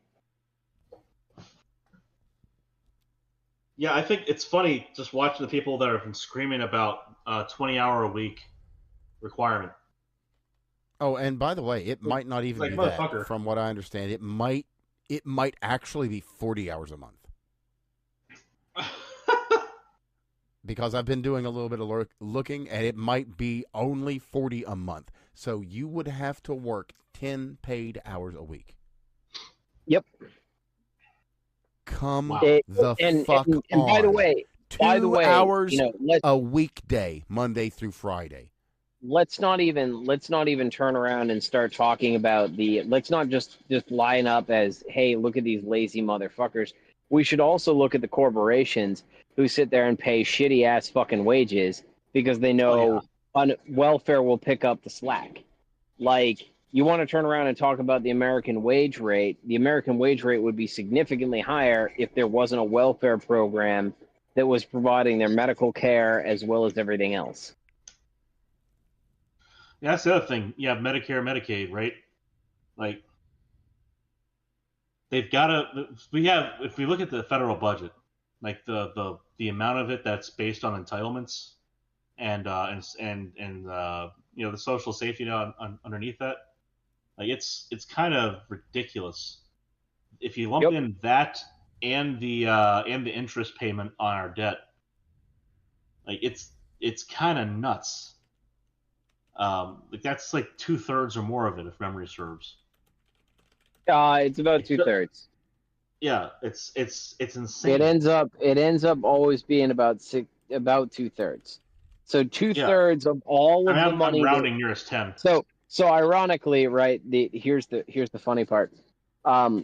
When we talk about taxes and expenditures, the amount of money that we collect in taxes basically pays for our welfare state and nothing else. Yeah. That's none of the federal agencies, nothing else. The government part, the part that people give a damn for the government, costs about 1/3 of our federal budget.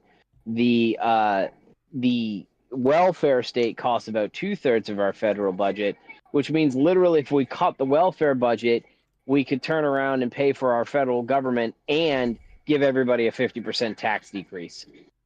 Yeah, and consider also like people are talking about like stealing from people in the parking lot with the shutdown of benefits. I would rather if these people would commit theft instead of doing their thing, then fucking send them to jail.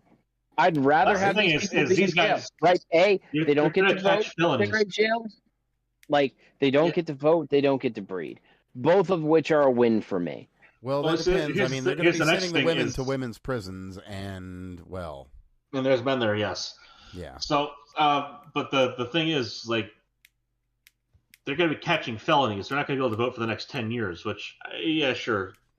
There's some benefit to that. Small victories. But what you might see as an offered alternative, which might quell some of the unrest, is if it used to be that a lot of the welfare in this country was done by religious institutions and public outreach programs that are privately funded. kind of how it was I meant gotta to tell be. you, like, I gotta tell you, right next to the bar strip in town, they still have the church that does the hot dogs at 2 a.m. every night. And might I remind, as a matter of fact, let me just interject it because I think this is however many you incredibly want. pertinent to the current situation that we're in. I've got something that's kind of funny and whatever bullshit, but I'm like, realistically, if there's someone listening to us now that gets EBT, that gets SNAP, that is going to find, well, now, later, whenever you're tuning in, there are resources for you. Check amongst your local churches and school groups, because there are going to be soup kitchens, there are going to be pantries, there are going to be local pantries, there are going to be places that you can get food. It's not going to be your choice, but you're not going to starve. There are people out there that genuinely care, that are running these programs that should have been run all along, and, well, they kind of are. It's just that people like us help fund fund them and provide them. Yeah. Like, that's the other thing is, we're not here to hammer on you, just like to do it. The fact is that there are resources that are provided by people like us. You know, the canned food drives happen at schools all the time. Mm-hmm. This is to stock these places. There are resources out there for you. You can it is genuinely as simple as Googling them or hopping on your local Facebook groups and just asking, because people will tell you. And you might accidentally stumble into a job if you go there. You know, who knows? You might, because these places are often coupled with jobs boards, encouragement to go and go to the shelter and they'll do things like provide you a suit. You go to any given shelter, if it's not an absolute garbage shack, then they're going to try and help you. They're going to try and get you on your feet. They're going to try and get they're not out to a place where you can stand on your own. They're not out there to hurt you. They try to help. Now, they might not be the nicest. They might not be the nicest. They might be like, hey, you can't do drugs in here. Hey, you can't drink in here. Hey, you need to be filling out one or two job applications. Drugs and alcohol. Drugs and alcohol, those are luxuries. And if you can afford those on SNAP, I don't see reason why you need it. Yeah. Oh, I sell my SNAP so that I can get... That shit pisses me off. I sell my SNAP so that I can get... Oh, I sell my SNAP so that I can get... Well, whatever it is you're getting, that you're selling the benefits that are meant to keep you alive for, then you didn't really need them, did you? Yeah, if anybody who sells foods, like selling food stamps, in my opinion, that shit should be a federal, like, severe crime. I don't know about severe, but I would absolutely have no issues with misdemeanor charges being attached to I would actually agree, right? Like, if you are selling your benefits in any way, shape, or form for anything, then you're fundamentally like, you're really, it highlights a problem with the problem. It's fraud. It's government fraud. It should be taken much more seriously. Yeah, I mean, I don't necessarily say that it would be wrong for it to be a felony, but I would say that it should at least be a misdemeanor. Like, there's doctors, for that matter. There's doctors that specialize in ensuring that these people, get to hop on welfare. We should absolutely be scrutinizing these doctors. They should lose their medical license if they're sitting there and giving people bogus welfare claims or bogus disability claims. And by the way, anyone who's on disability and sells any aspect of their benefits, right? Like, they should basically, they should never be allowed to have that. You get banned from federal benefits for a period of at least 7 years. And, you should go to prison.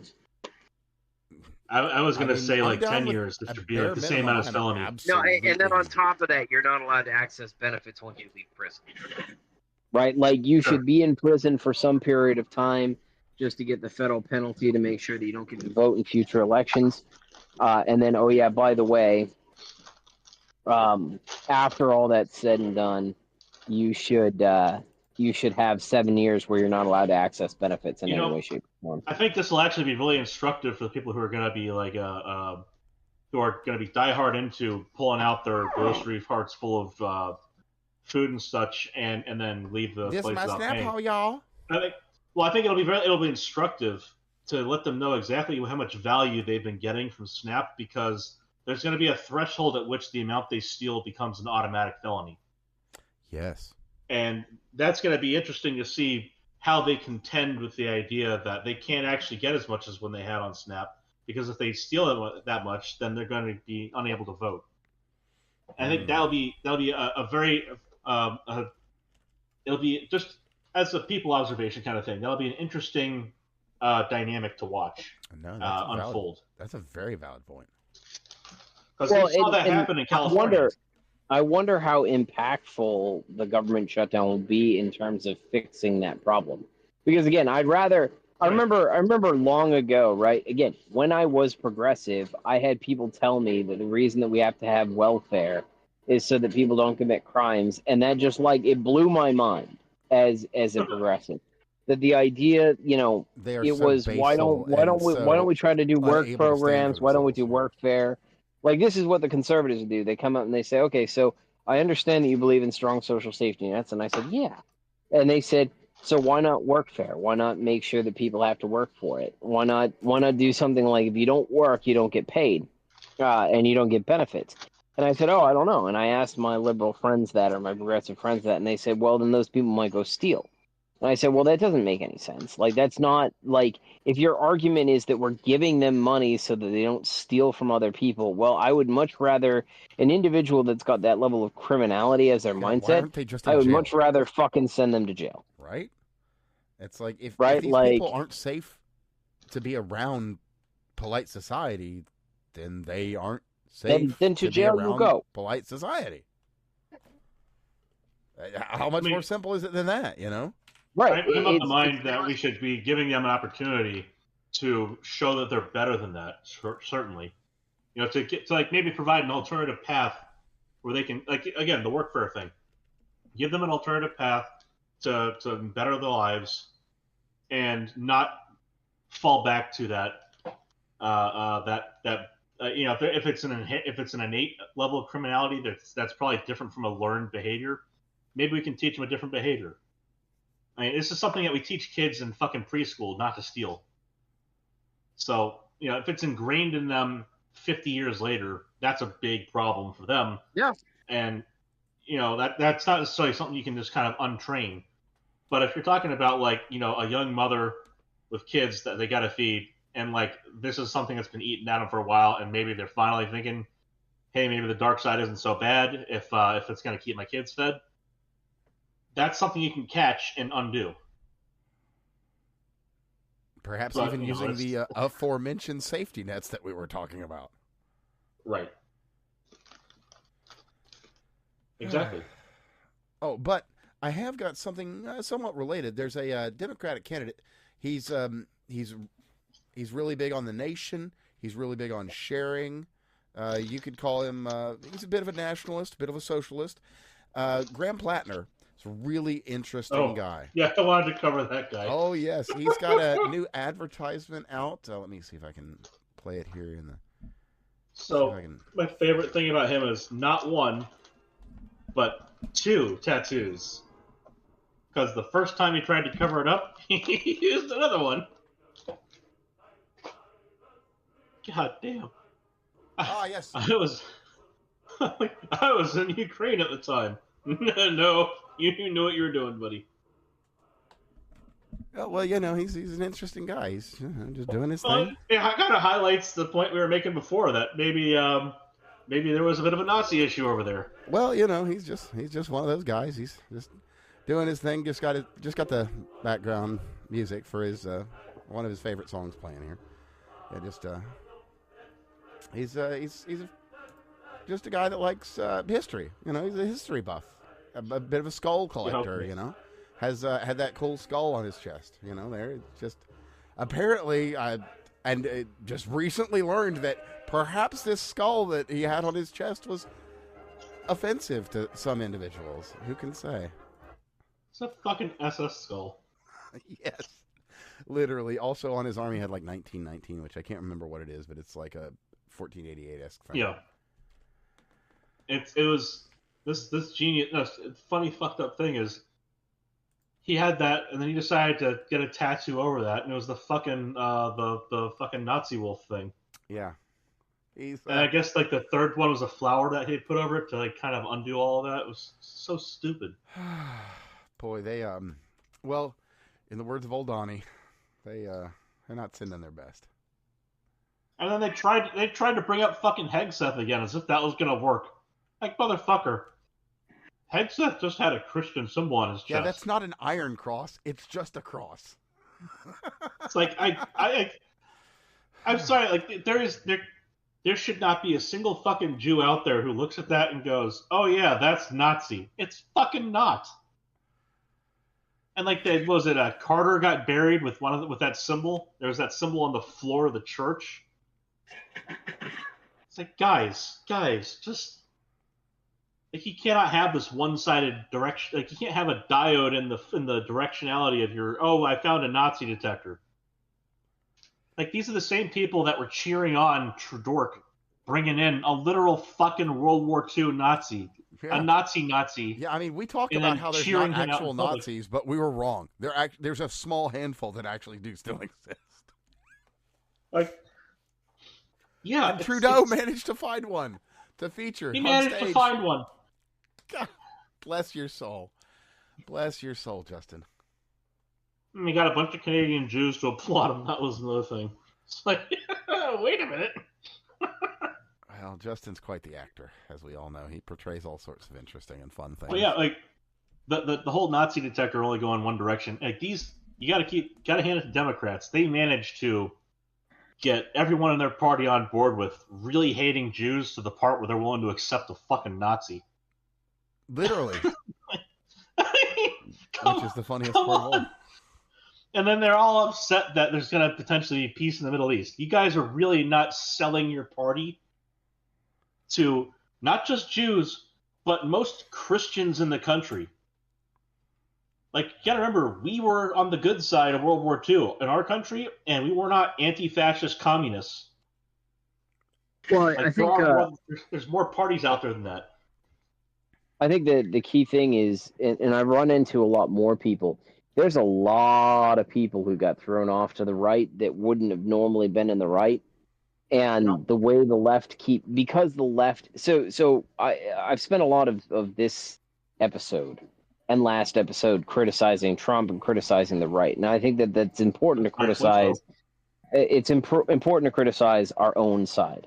But we have to be very clear here that the left has, because they have failed to criticize their own, they have gone so far on the crazy train that even though there's people that might sit there and buy into some of these arguments, because they can't let him have a single good day, because they can't sit there and do any sort of because they can't come to the middle at all, it has basically set up a situation where everybody's been forced into the right. Because, yeah, I don't want to see wars in the Middle East. I don't want to see, you turn around and say, hey, yeah, they're not going to get Jews to sit there and vote for him, which is an interesting perspective. They're not going to get normal people to vote for him if they keep on, if they can't give the guy a single good day and acknowledge any good thing he does, and if everything he does is evil and everything has to be histrionics all the time. Right, I think one of my favorite posts, and it's definitely gone viral, is some guy sat there and posted a close-up of one of the boats they keep on blowing up, and you see the fucking speedboat with four major engines, and I think 20 blue drums. Yeah. And they say, and the guy's post is very simple. It's like, there's a reasonable debate to be had about whether or not we should blow this boat up. But please, for the love of God, don't try to tell everybody that it's a fishing vessel, right? And it cuts at two things. And the left has lost their mind at this whole entire thing. And his statement is, you can absolutely say, hey, maybe we just shouldn't fucking execute people that are drug dealers. And I'd buy off on that if that was where the left was. Yeah, but instead, they have to rewrite the entire fucking narrative to be something that's completely contrary. Oh, but it's children and young mothers who are coming over in barrels. Right, exactly. Well, I mean, if we're talking about the Darien Gap, what the fuck, man? Anyway. I like to have my immigrants preserved in cocaine. I don't know about you guys. You don't have to turn around and say that Trump is the besterest dude on the fucking planet and that this is the right way of doing things. and still simultaneously admit that it is a real problem and that's going on. It's so wild to me. Like they keep it is not even like 80-20 issues. They're like 90-10 issues, 95-5 issues that they keep falling on the wrong side of. And it's an ensemble of them collected into a shit party that has so many wacky conflicting and internally conflicting ideas. Like they have, they want to have what's a Jewish Voice for Peace, which is a Lebanese Muslim organization, which is hilarious all in itself. Like they want to have them rope in as many Hillels as they can get their hands on while they're trying to ban Jews from going places on campus. Is a microcosm of it, because then also, of course, we should be we should be nice and not blow up the drug runner boats. And also, we should have open borders because the drug crisis isn't a big issue. Also, aren't you a libertarian? You should be for having all of the drugs out there in the world. It's like, guys, you've got to hammer down on something to give anybody who's still in your party something to cling to. Because right now, the moment someone's hand comes up from the water to grab, a handhold somewhere, you slap their hand away with their bullshit. It's not even that. It's not even like that they're pushed to the right. I've seen it more and more lately where they've gotten their their clips, right? Their clip will be I've seen this a dozen times. They say Trump's ICE just fired tear gas in whatever state. Right, and they've answered the who, what, where. At a preacher, they've answered the who, a Christian what, where preacher man. Yeah. Right. They've answered the who, what, where questions, but they haven't answered the why question. And it's not just like people like me or other conservatives or other libertarians. It's like everybody's like, why did you stop? Why did you start the film there? Why didn't you show what happened 10 seconds before that?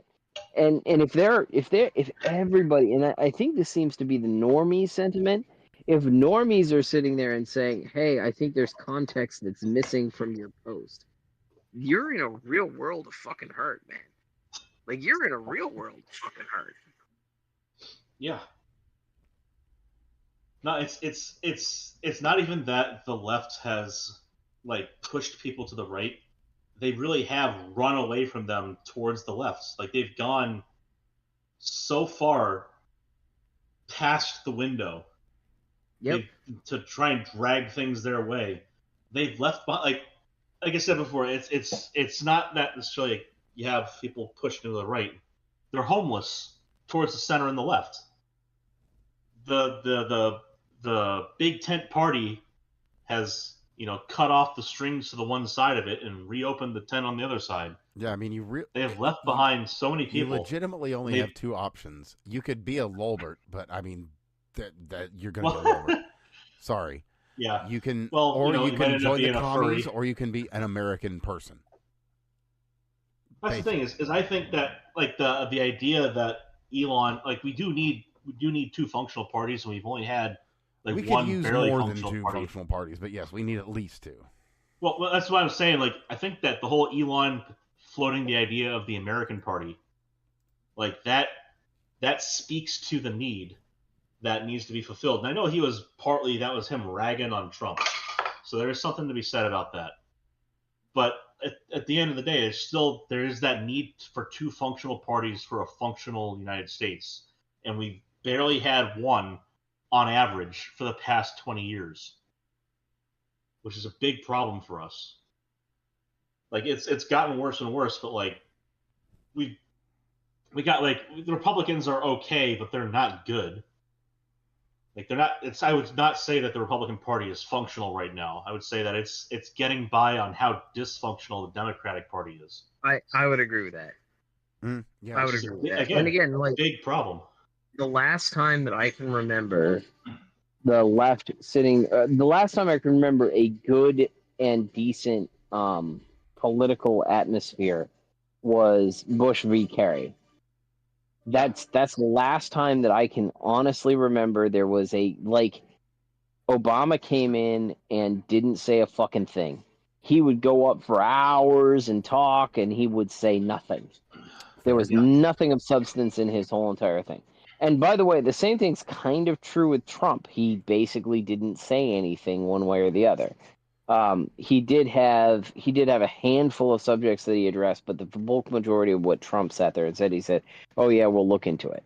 Right. And if people want to remember back to the 2016 election where there was the press conference and somebody came out and said, "Hey, why don't we stick a star on the Muslims and that we can sew that into their clothing?"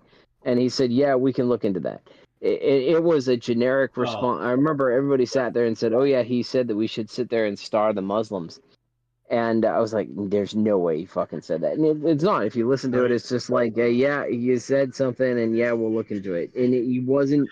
There was a handful of things that he was pushing, and he didn't push anything beyond the handful of things that he was interested in. I think that he saw his entire presidency as having 2 terms. Like he pretty much saw that being the thing. I don't think he saw round 1 as the practice, but I think that he certainly was looking to learn the lessons he needed to learn. And you can say that and to some degree he has done that. Certainly with his picks going into round 2, he had much better picks for his cabinet and for his admin team. And he's talked about this at length in interviews. You know, that he got sold a bag of snakes the first go, and he had to constantly fight against his admin and work out who was actually helping him and who was stabbing him in the back. And I get how that could be difficult. Yeah, I mean, he's got a GOP lot better certainly crew was of people not on around him board. this time. He's got a lot better VP. He's got better chief of staff. Oh yeah. Oh my goodness, has he got a lot better VP? Well, I mean, and again, you know, the constantly, you know, not having to figure out who's trying to stab you in the back the whole time is probably a bit of a relief. You know, not having to fight so like the GOP was certainly not behind him as much as it is this go around in term 1. Like he was definitely fighting a lot of the GOP for most of it. And that's a fair assessment. Well, I thought the South Park episodes were pretty fucking good. And now there's an interesting thing. He's an abusive husband. It was pretty fucking funny. Now there's something. South Park is starting to do shitty numbers. Well, you know, they should stop doing shitty episodes if they want to do good numbers. Yeah, I would agree with that. And to be fair, right, like South Park, it's not a recent thing that they've been doing shitty episodes. They've been doing shitty episodes for a really long while.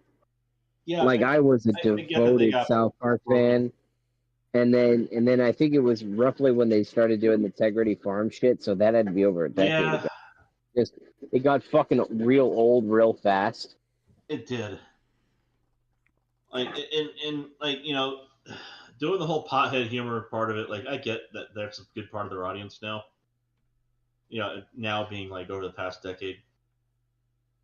I mean, I can understand that, but it still sucked. It does. It's not that it did. It does. Like pause for a minute and keep in mind that Scott Tenorman Must Die is probably one of the greatest episodes, not of South Park, but in all of television and pretty much all of entertainment for all of human history. In terms of narrative and plot arc and character development in an episodic series, Scott Tenorman Must Die may very well be the greatest 20 minutes of entertainment that has ever existed. I mean, I'm just sorry. As you're elevating this, I'm just thinking of the moment where Cartman's sitting at the door in the rain and screaming no with pubes in his hands. Yeah, no, absolutely. Like, but that's the point, right? Like, honestly, it is that imagery is evocative of Will Stancil putting on the eyebrows and the Waffen SS outfit, and then going out and beating up a bunch of blacks and progressives. So I'm telling you, we might have found peak again. Speaking of the SS thing, there was a kid that was out there in uniform. They have moved. So if you consider that was like season 5 or whatever the fuck it was, season 5 or 7. Right? Yep. So that is something in the order of the early 2000s. And That was the humor back then. It was good. Yeah, it was fucking great. And then they went to Tegrity Farms, which, okay. I would say, like season 18, they started to drop off a little bit, but they still had some moxie. Season 20 onward, they struggled. Yeah. Part of it is the inter-episodal story arc building, which they didn't need, and they absolutely eschewed early on, having that one episode led to another episode. They like to have an arc of like that is a greater problem with TV in general. Like every single fucking show needs to have an epic fucking story arc all the damn time. And don't get me wrong, like I want an epic story arc periodically, but I do not want to I would very much like a TV show that is Monster of the Week with a set of characters that go explore whatever the fucking thing is. Instead of these, I'm going to have they ruin a ton of things. Like The Witcher could have been an excellent series if they kept it as Monster of the Week. They also need to keep like the whole feminist arc out of that. That's a separate problem.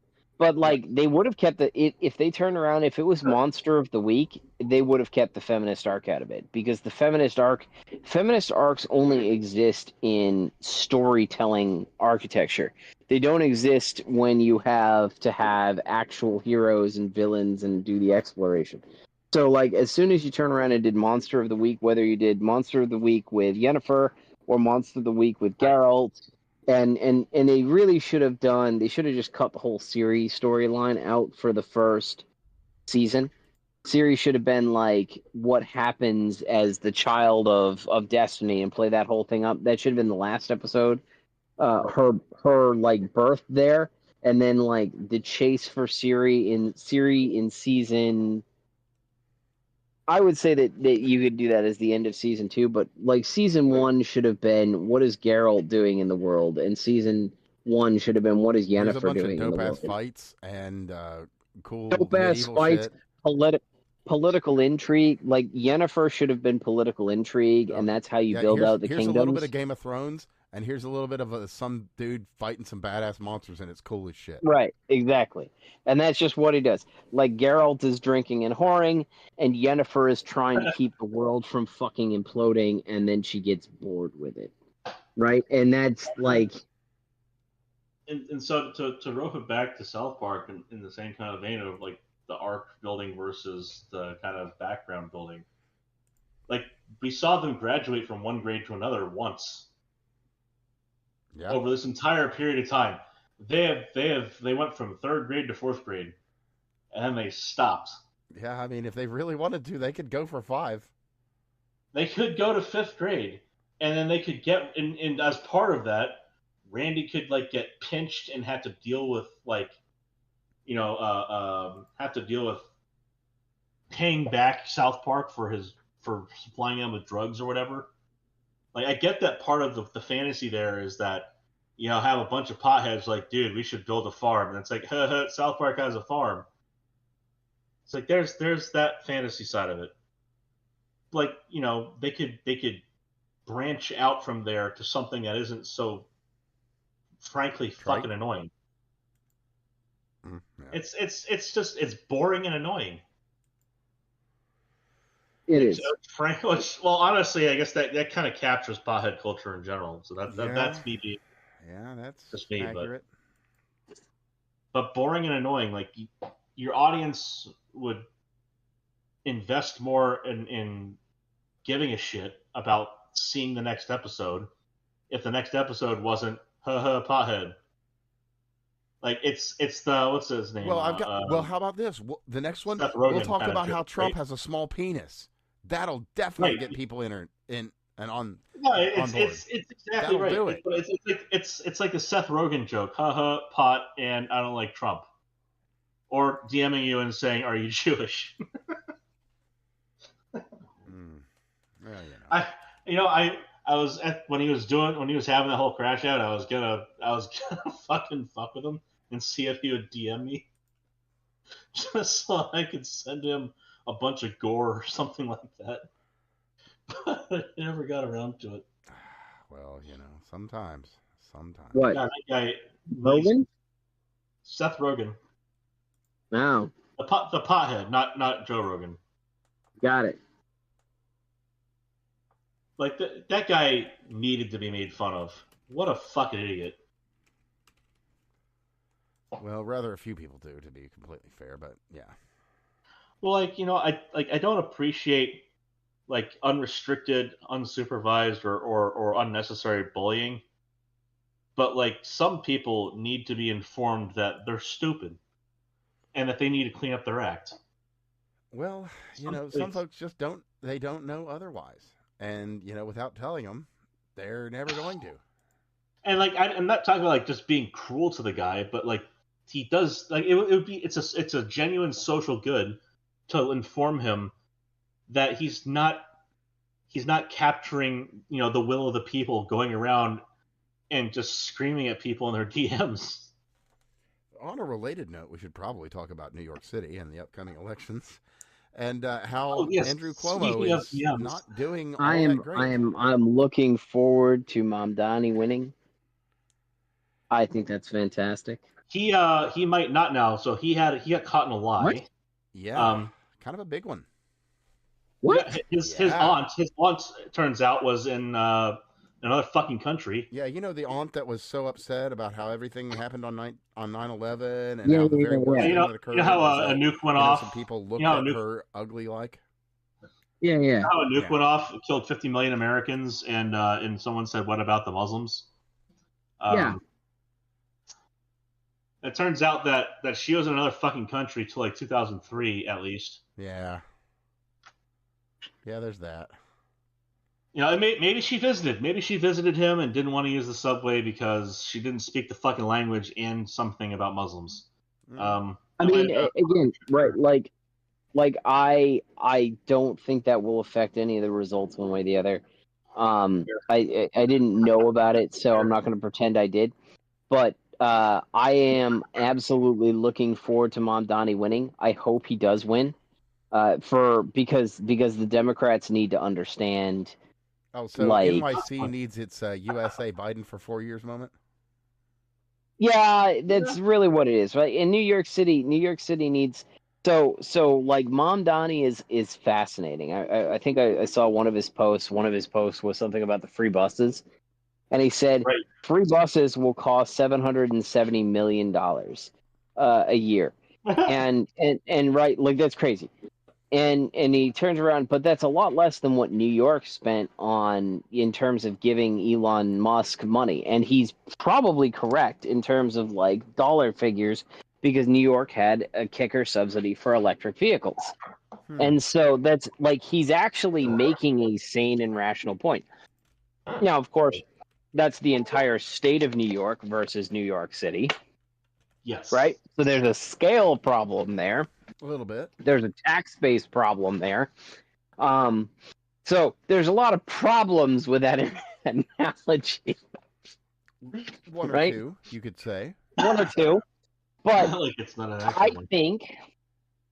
I think something like that is a fantastic opportunity for like people who don't understand numbers and people who don't understand context. What's a per capita?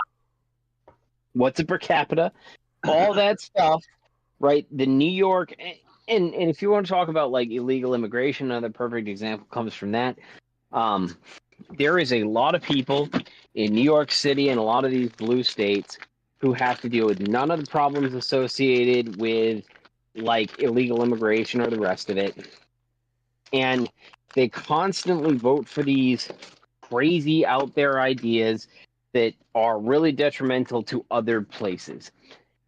In something like Mamdani, the greatest thing about Mamdani is that if he goes through and he gets elected, he will do all of his damage in a very confined space. Right? It won't be able to blow up anywhere else. But that's not totally true. Like so, New York City does a lot of business. Yeah, and it does. And I get it. Like geographically confined, sort of. But like there is a lot of damage that he can do there. Yeah. Absolutely. Like a lot of damage that he could do. But you know what? New Jersey might go red. And That'd be pretty funny. The voting is very interesting there. Yes. If New Jersey goes red and Mamdani takes New York, Mamdani will do a ton of damage, and all of that economic activity will go to New Jersey. That's true. Now, there's a Hail Mary, and that Hail Mary's name is Curtis. And it could happen. Oh, yeah. Slowa. Now, if Andrew Cuomo wasn't an absolute fucking faggot piece of shit, he'd have done the right thing, stepped down, and said, this man loves New York City, and he is going to save New York City. He has got my whole and entire backing. I am sorry for what I have done to you, but this man, he can make what I've done wrong right. He can make everything right again. I don't know. A hell of a lot better than Zoran. I don't see him. A hell of a lot better than Zoran or that fucking cop, Eric Adams. I don't know if I see that happening. Well, as I said, if I don't know. Right again, thing, maybe. I think that socialists need a win. I really do. And it is very good if they get their win. They want to win, right? Like something like AOC is fine and safe because they feel like they get a win, but she does nothing. AOC is the kind of win they want. They say they want Mamdani. They don't realize they will, but they don't realize. Well, and that's the thing. Like Mamdani can simultaneously have a huge impact in the area where he's doing his thing, which something like AOC can't. And so it is a contained, high impact, everything. They get everything that they want, and then when it all blows up in their face, it's fucking fantastic. Hmm. Oh, speaking of blowing up in the face, it seems that some Westerners have recently taken to looking over some religious texts. Obviously, everybody's heard about Westerners looking over the Talmud. We're not actually talking about the Talmud in this case. We're talking about the Hadiths. Oh, yes. It would appear that the Prophet Muhammad met some Indian men in the desert once. And, well, they had a long night.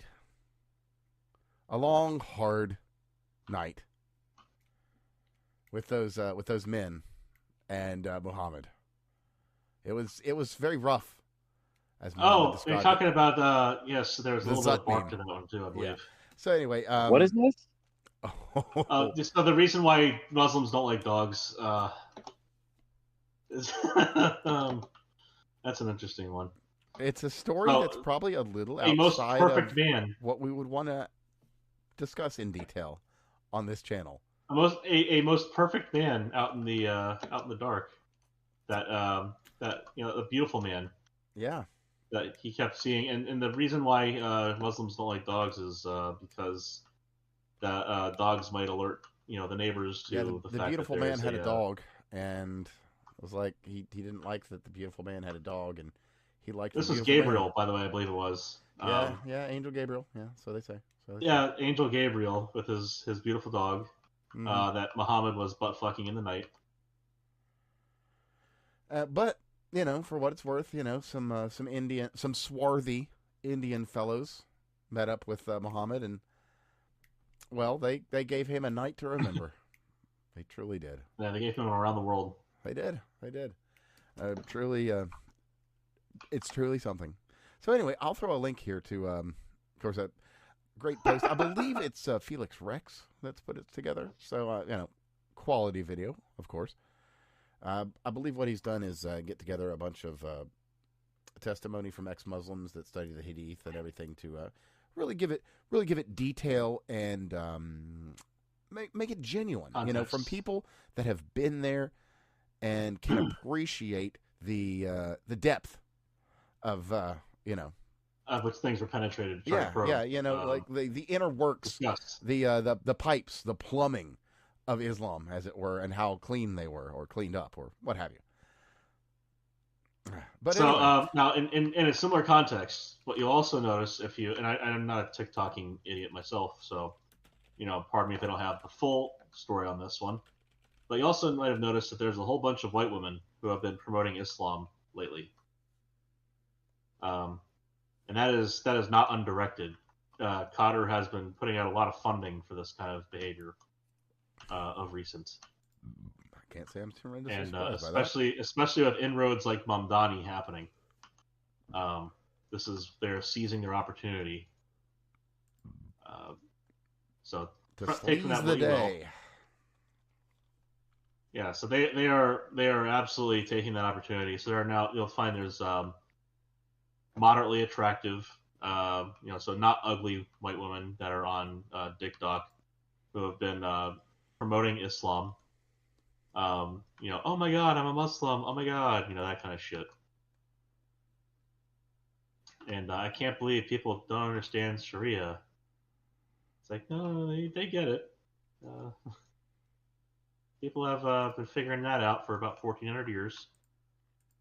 Yeah. Takia is something about which you must be a little concerned, to be sure. Yeah, 100%. Oh, well, yeah, it's actually not the best segue, but fuck it, whatever, because, Go for we it. were always right. Oh. But fuck it, you say. Sorry. Well, no, we're segueing away I'm from being a Muhammad, child. not back into Muhammad like the Indian. Okay. But bump. So, anyway, moving along to Western North Carolina and some things that happened there involving some fucking rain and some water. Okay, yeah. Yeah, so we have official confirmation now because the FEMA reports have been dropped. So, in a 22-page report that DHS recently dropped in the past few days, why, yes, as a matter of fact, it was official from the fucking top down, and I quote, avoid homes advertising Trump. Also, quote, Trump signs, quote, pro-gun, quote, anti-Biden. Any of those things that someone might find would be something to avoid. As a matter of fact, how about I read from the report itself? The investigation revealed that FEMA engaged in troubling overreach, violating the Privacy Act of 1974, and disregarding the DHS Fair Information Practice principles by improperly collecting and maintaining records tied to Americans' First Amendment activities. This conduct demonstrated a failure to protect data integrity and fairness in disaster relief decisions, lack of transparency and accountability, and a refusal to report privacy breaches. The Privacy Act was enacted to prevent the secret accumulation of data on citizens and creation of hidden government databases, tactics that undermine fundamental rights and fuel distrust in federal agencies. The findings also expose widespread gaps in FEMA's policies, process, and procedures, resulting in systemic violations that unfairly targeted individuals across the country. Not just WNC.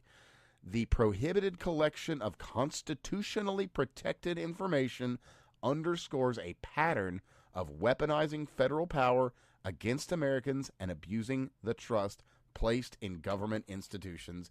It is fucking official and it's on paper. Now what?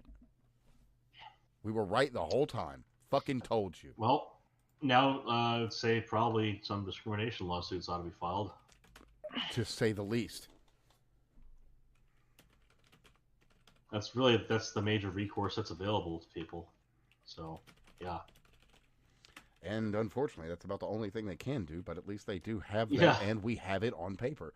So, sadly, that money is just going to come out of fucking taxpayer pockets, which is ridiculous. But, I mean, that's where it would have come out of taxpayer pockets in the first place if it had been given to them when it was deserved. That's where it's got to come from. Now, it should come out of the pockets of these individual FEMA assholes, but, Sure. It is what it is. Yeah. Oh, and speaking of assholes, we had something very interesting that came up just a few days ago, a little less than a week. Catherine Clark, a Democrat representative from Massachusetts, of all places, she had a very interesting thing to say in an interview, an exclusive interview. What she had to say was, and I quote, "Of course there will be families that are going to suffer, but it's one of the few leveraged times we have." Leverage. Yeah. What do you mean by that? That's gonna be Mrs. one of those things that bites them really hard, which is gonna be. Do you mean I to say am that this is all just a absolutely fucking game? baffled that they said the quiet part out loud on it. Because fundamentally, it undermines their position. Has been it undermines the finger pointing. It's the evil Republicans doing it. Right. It fundamentally undermines their perspective. Completely. Which is crazy. And things like again, I've had this debate with people. You talk about the turd dropping airplane fighter jet thing. I think that stuff like this would make a fantastic campaign season, where you just come in, you fade in from black, you just state who it is, the date that it was stated, and in like what their rank is, and then you just air the clip where they state exactly what it is without context, without telling people what to think, and that's it, right? You let people make their own decisions based on what they're being told, and that is how the Republicans should be running their ads, right? But instead, I'm sure the Republicans will fuck this up and start using this as like, see, this is what they think. No, you should you should just let them say it, right? Make sure, do not stand in the way of these people expanding their message as far and wide as they possibly can, because it is the greatest message that can possibly be told to the American people. Oh, yes, absolutely. Let them say it in their own words. Let them say it in their own words, loud and proud. And when you turn around and they come out and they say, oh, no, that's not what we wanted us to do, or like that's not what we were – let them defend it. That's not what we meant. That's not what we meant. What did you mean, pray tell? Exactly. Right, exactly. This is – it was a beautiful thing that they chose to say this. And they should have clipped that sucker, made sure that they got some context in the beginning and context in the ad, and then paid for 30-second ads all across YouTube and all across TikTok and all anywhere that they could possibly stick this. And it should have been stuck on every single liberal. They should have targeted the liberals with this. This should have been they should have paid for the ad to go on MSNBC. They should have paid for the ad to go on CNN. They should have paid for this to be aired on liberal YouTube channels, because it fundamentally undercuts the Democrats themselves. When the Democrats do something like this, they cannot claim that it's a Trump shutdown. All you have to do is show people this. That's all you have to do. And what did you mean when you said this, ma'am? The Republicans should be working overtime to make sure the Democrats have their speech spread far and wide. That's what they should be doing. They should be working overtime to make sure the Democrats get to preach to the public. Indeed. I don't know what to say other than it do be like that. It'll happen. Yeah, there you go. Oh my. So anyway, we've got another fun update. This one out of the Department of Government Efficiency via the Congressional Budget Office. We have confirmation. Confirmation of what? Oh, well, this is a great one. Well, come on, work with me here, you stupid machine. It is pumpkin time, boys. It is indeed. I will listen to this one last one and join in on this, and then it is pumpkin time. Hey, fair enough. Well, this is an unsurprising one. But Doge confirmed it. Congressional Budget Office reconfirmed illegal aliens were issued Social Security numbers by the Biden-Harris administration in the amounts of $270,425 in 2021, $590,193 in 2022, $964,163 in 2023, and $2,095,247 in 2024. Jesus. With a note of $1.4 million on Medicaid. Huh.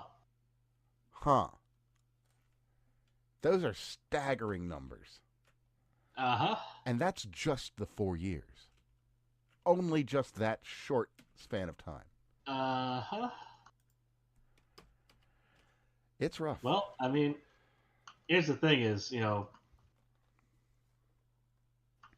you gotta consider, like, is that a gift politically? In a way, argue it. you might say. You could argue. I mean, it it should not make thing anyone about happy. the best thing Yeah. about it is that we should have a priority list for deportations, Yes. right? Yeah, that would I agree. technically, I would argue that is fraud.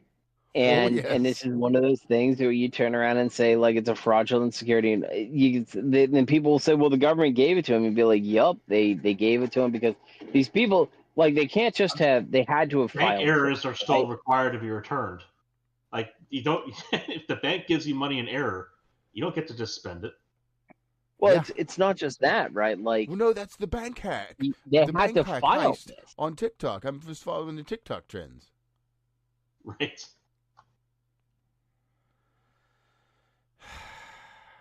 Well, I mean, it is what it is right now. Okay, Hopefully so something good before you comes of go, let me throw something real good to make your to close out the day, make you feel good. This is a quick and easy one. We've got an executive order. Hope that it will become a law, but an executive order that will be ending mail-in ballots. Mwah. I mean, good luck on them for doing that. Yeah, well, there'll be a fight, tooth and nail. But Yeah, there well, is precedent on the side of the administration there. I'm not 100% right on that, but, like, I think the Florida model was the model to use. The California model is a model that we can call mail-in ballots and be done with. Florida model has a most handshake. certainly. They know, you have to know who it is, and in the Florida model, you request it. You request it, and a part of that process is sending in your ID so that they know who they're sending a ballot to. And there's a one-to-one checkoff there. You send in your ID, they know who you are. They send you the ballot. You send the ballot back to them. They check you off the list. Which is that is a functional model. That's the way it's always been in Florida.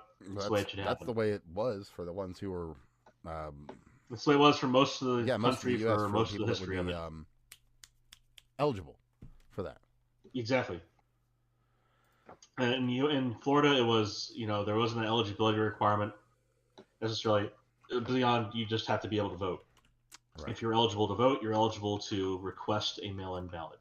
Which, not unreasonable, as long as you're crossing your T's, dotting your I's. But when Exactly, you're doing California that was 100% what it was. Then California shit was unconscionable. Completely. Yet still, we have a fucking voting system in this country. We supposed to abide by it. This is not dumb fuckistan. We're not gonna be playing that game. But and yet here we are. That's kind of all there is to that. So, we'll see what comes of it. But like I said, I've got a cool, kind of nice bit of news to close out the night, at least for a man Steve there. Something cool they can take into work on Monday. We know what the voices are. We understand now, and it's only just recently. Study, I don't have the exact date, but I think the study came out at the beginning of this week. Corollary discharge dysfunction to inner speech and its relationship to auditory verbal hallucinations in patients with schizophrenia spectrum disorders, out of the Schizophrenia Bulletin. 21st of October this year. So the voices are an echo of your inner voice. So it's echoing itself. So like the first thought you might have on seeing a thing, your brain takes that first thought and echoes it without any of the further cognition. So you get these crazy things that just come out of nowhere, these voices in your head.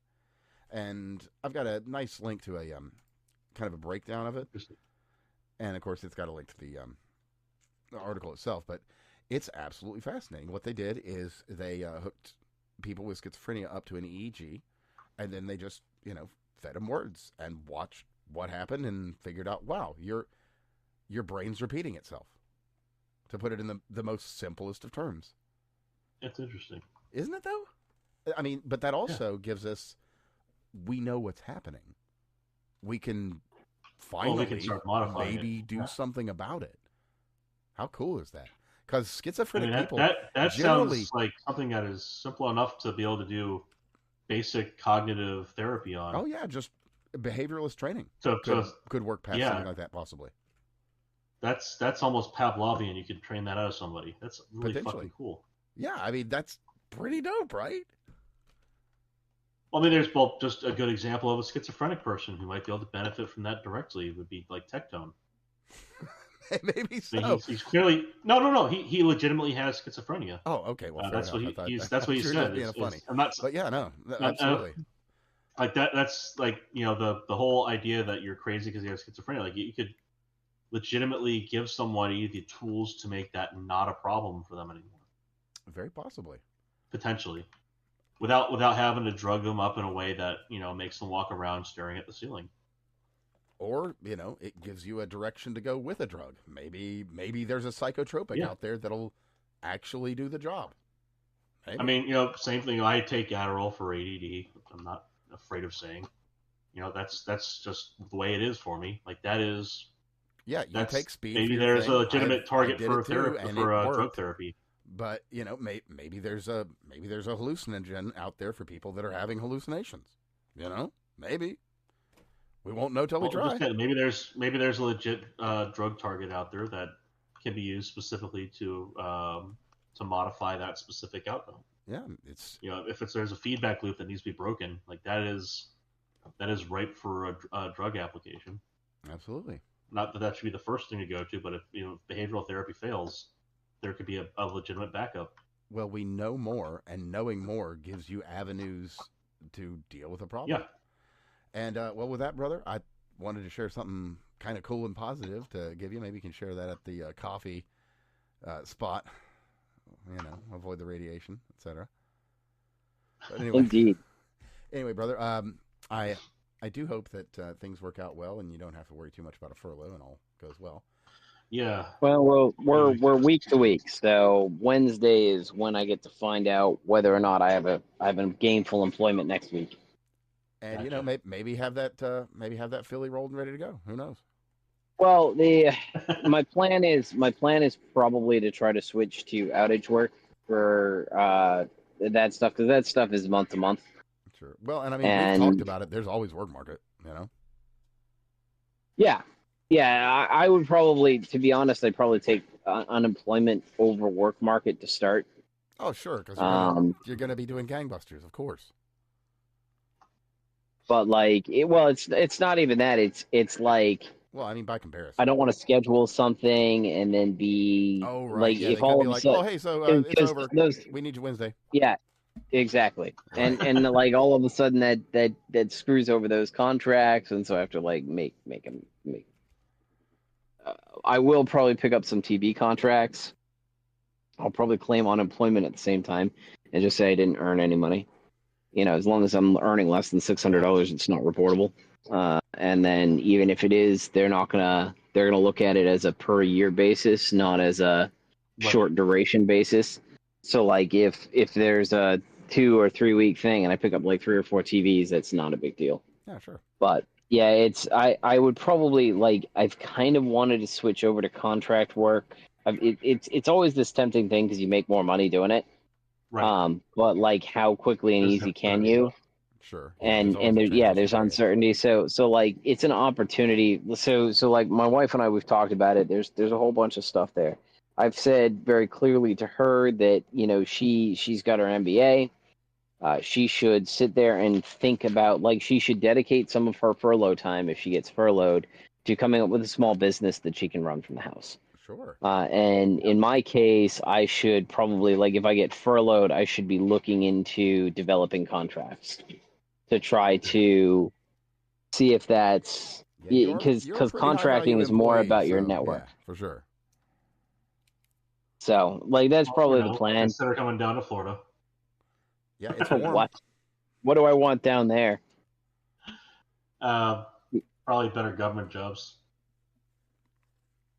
Do they actually have anything?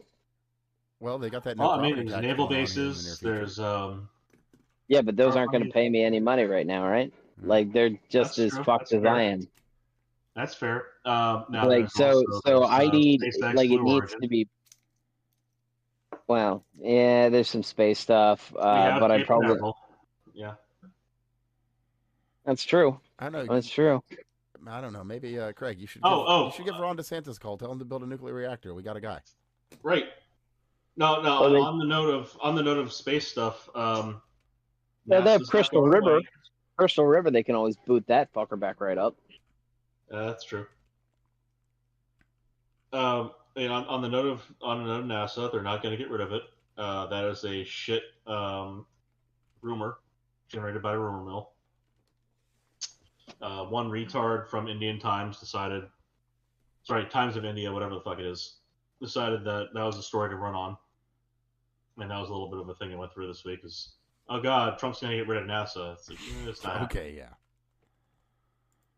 I'm sorry, one of the more successful federal investment institutions we have, not happening. Yeah, kind of the one that actually has managed to pay off every investment put into it. Anyway, Steve, you need sleep. Yes. Rest up, sir. I do. Good sir. I do. And be well. I'm trying to hold on. I've got a gauge because I want to finish my battlefield mission here. Oh, well, that is important. And we're like midway through, so it sucks. So I'll probably hang around here. Well, you are. I am similarly afflicted here. James, I am going to get out of Minecraft. But Minecraft. we are talking about. I haven't played that in forever. One or two more feel-good stories, I think, will wrap us up here. Well, I've got a great one for you. And this one, out of Elizabeth Warren, Pocahontas herself. Oh, boy. I know. One of Trump's billionaire buddies just bought Paramount. Oh. And now he wants to buy Warner Brothers. Well, good luck, buddy. Good luck. Maybe you could get Cartoon Network back on the fucking air. Dude. Wait, Cartoon Network's off the air? Yes. Oh. Is it really? Yeah. Off the air. They MTV signed shut it off down. like 2 or 3 months ago. Like, yeah, they're done. Really? Done. Yeah. Why? Are gone. Wow. Not profitable. They had idiots behind the fucking controls fucking everything. Bunch of CalArts crap cartoons, I guess. Yeah. I mean, you can only put out so many gemstone-based things and so many bears before people are like, why am I watching this? Yeah. And that, I mean, it wasn't just that. It was just kind of from the gemstones era on. It didn't have the kick it did. And then Adult Swim, when they made the decision to go with Eric instead of Sam, right, that was the line. What do you mean?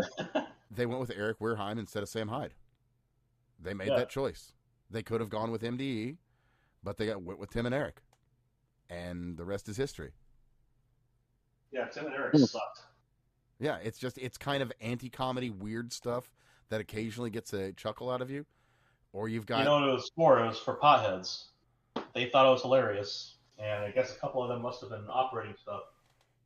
Okay, well, look. Especially in the era, I can absolutely attest that not all potheads thought it was hilarious. All I'm saying. I understand. I agree because I knew several of them that didn't like it, but at the same time, I knew several who liked it, and Stoner Bros were a big part of that audience. And I know it sounds like I'm just shitting on potheads this episode. I'm not coughing because I'm smoking. It's coffee. God damn it. I know you're just coughing. Jesus, that is fucking terrible timing. That's hilarious, though. You know what we didn't hear in the background was the bowl. We didn't hear any bubbling. No, it was actually the coffee, which kind of worse going down that way. Oh man, no, that's irony. No, at least the coffee's okay. Jesus. Unlike Cartoon Network. So anyway, Lower Decks. You guys watch that Star Trek? Isn't that great? No. Yeah. So anyway, we have got one other very, very interesting thing that we did a fair amount of reporting on. And that is one effeminate, well-disguised individual with a backpack in Washington, D.C. on January 5th, 2021 that left some presents at the RNC and the DNC. That was actually very interesting to watch that whole thing, and that they Despite the fact that they have all of that information, they can't figure out who the fuck it is. Are you gonna tell me we got some good news on that though? Well, yes and no. We have all the video of the entire trip of the person, and the FBI actually now wants data on the person, so they're actually asking like, "Hey, can you send us data?" Oh, there's this person that's wearing this shoes, of which there are only some 2,400 in existence. Huh. So did this person happen to look anything like a certain guy who killed a certain person just for talking in public?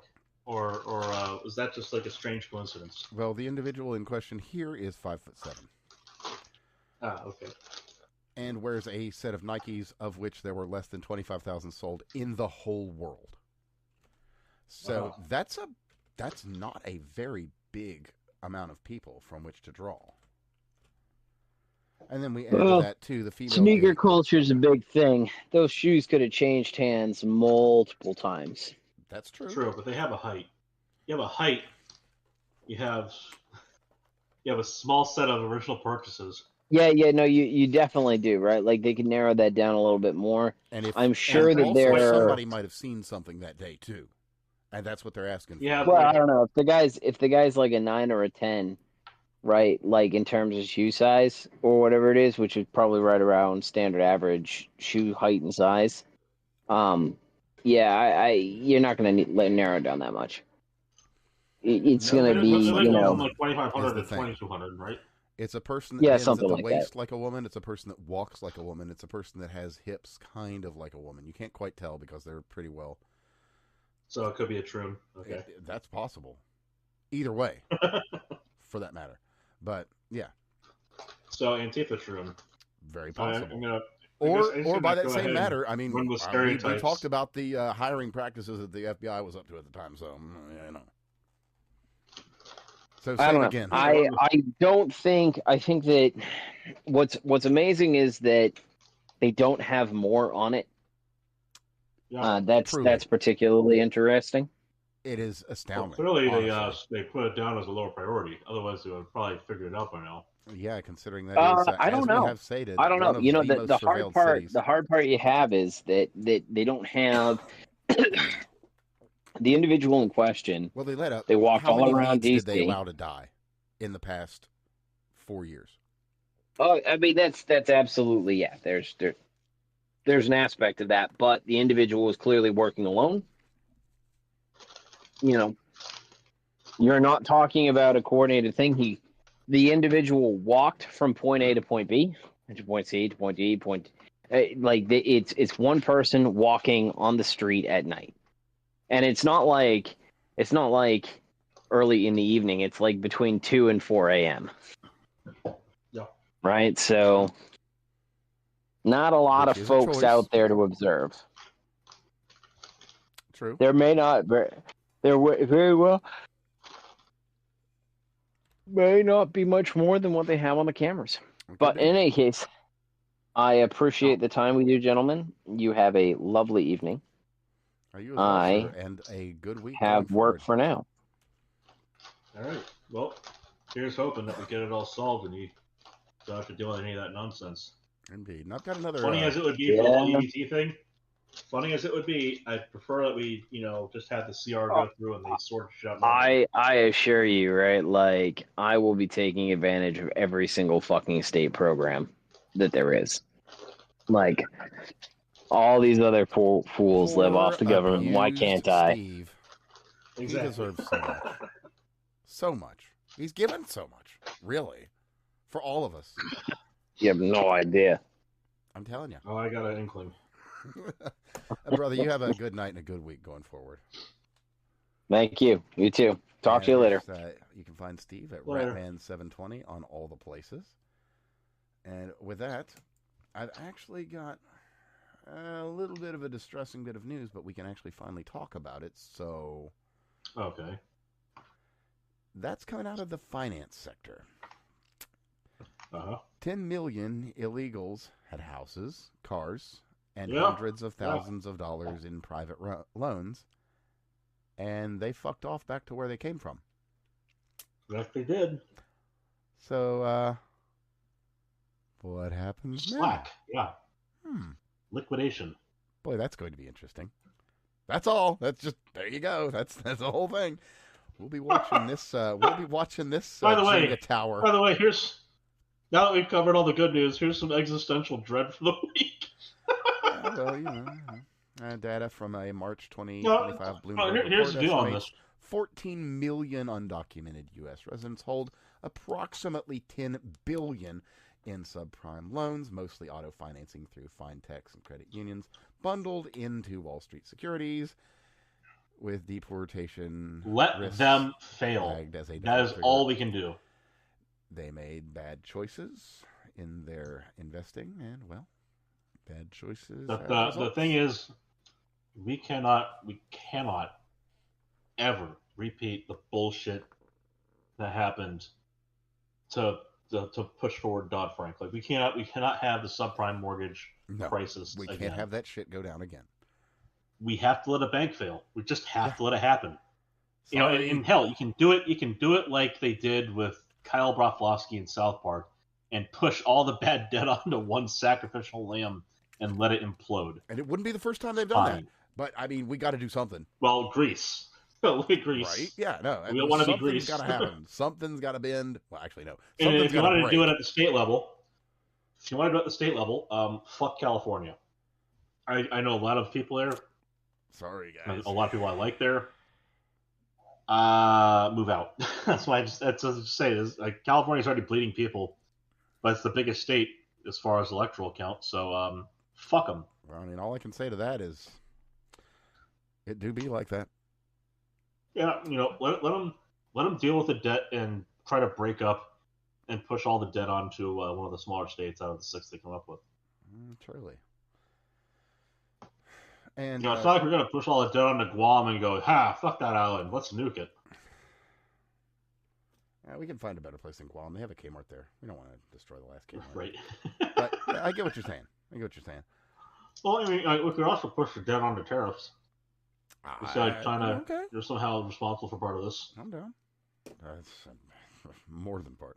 Yes, though. Absolutely. Or also speaking of financial stuff, us trying to help out Argentina with their beef industry.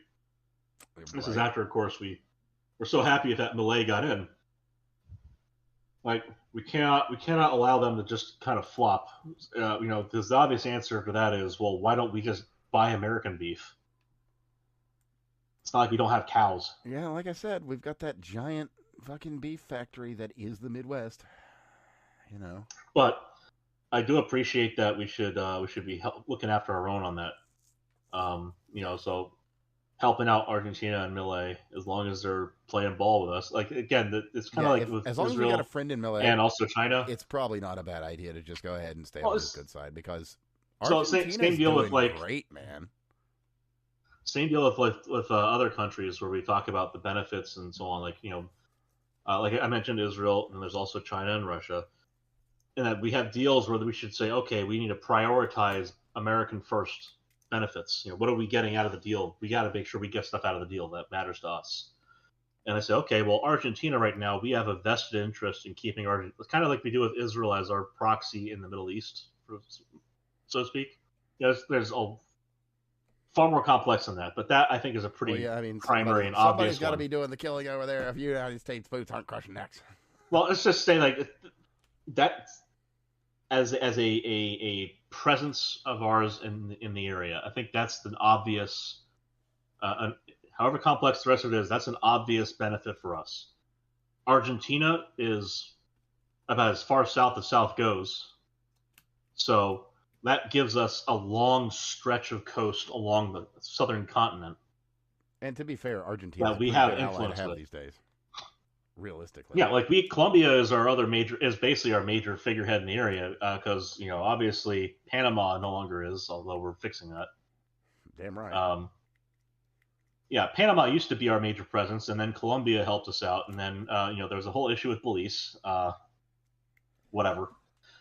Venezuela certainly is not going to be helping us out anytime soon. Brazil. Well, that depends on how you define soon. They might be, depending on how things play out in the coming days. They might be very friendly in the not far future. It won't be Maduro that's being friendly, mind, but whatever. I have a feeling it's going to be a bloody revolution before that happens. Well, there's some really nice boats that are parked nearby that if they need any help, I'm sure those boats are going to be happy to help them out.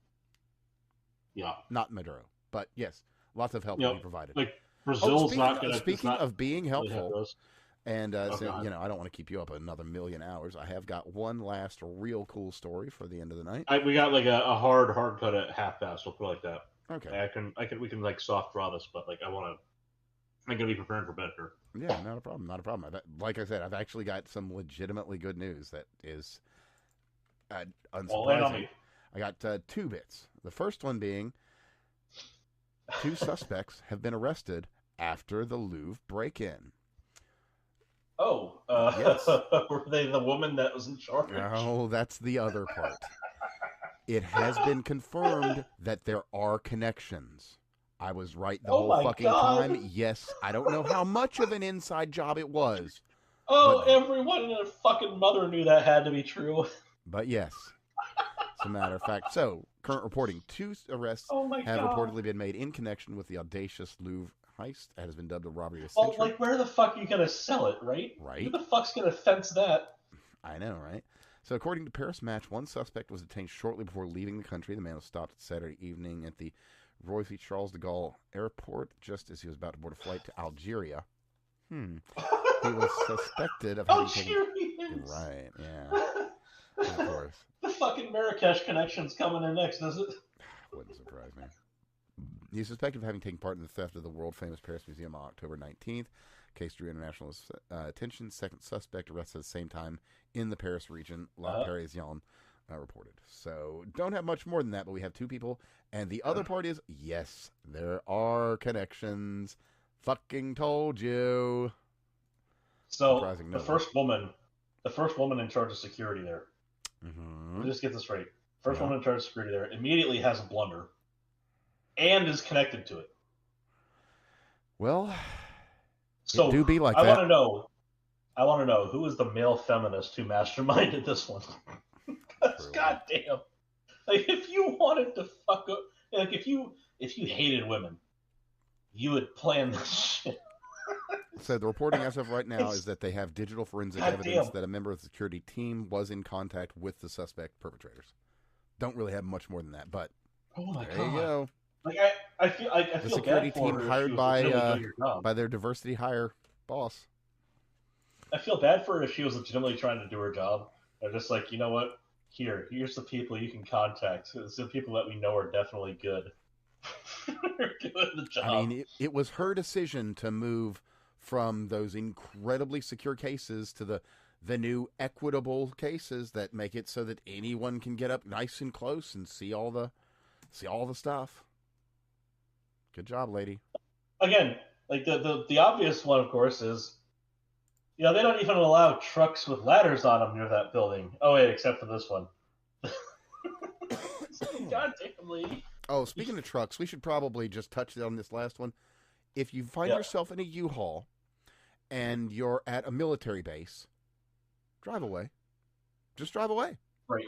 Don't back up at high speed towards people that have guns drawn. Don't do that. It will end poorly. I don't think I need to elaborate.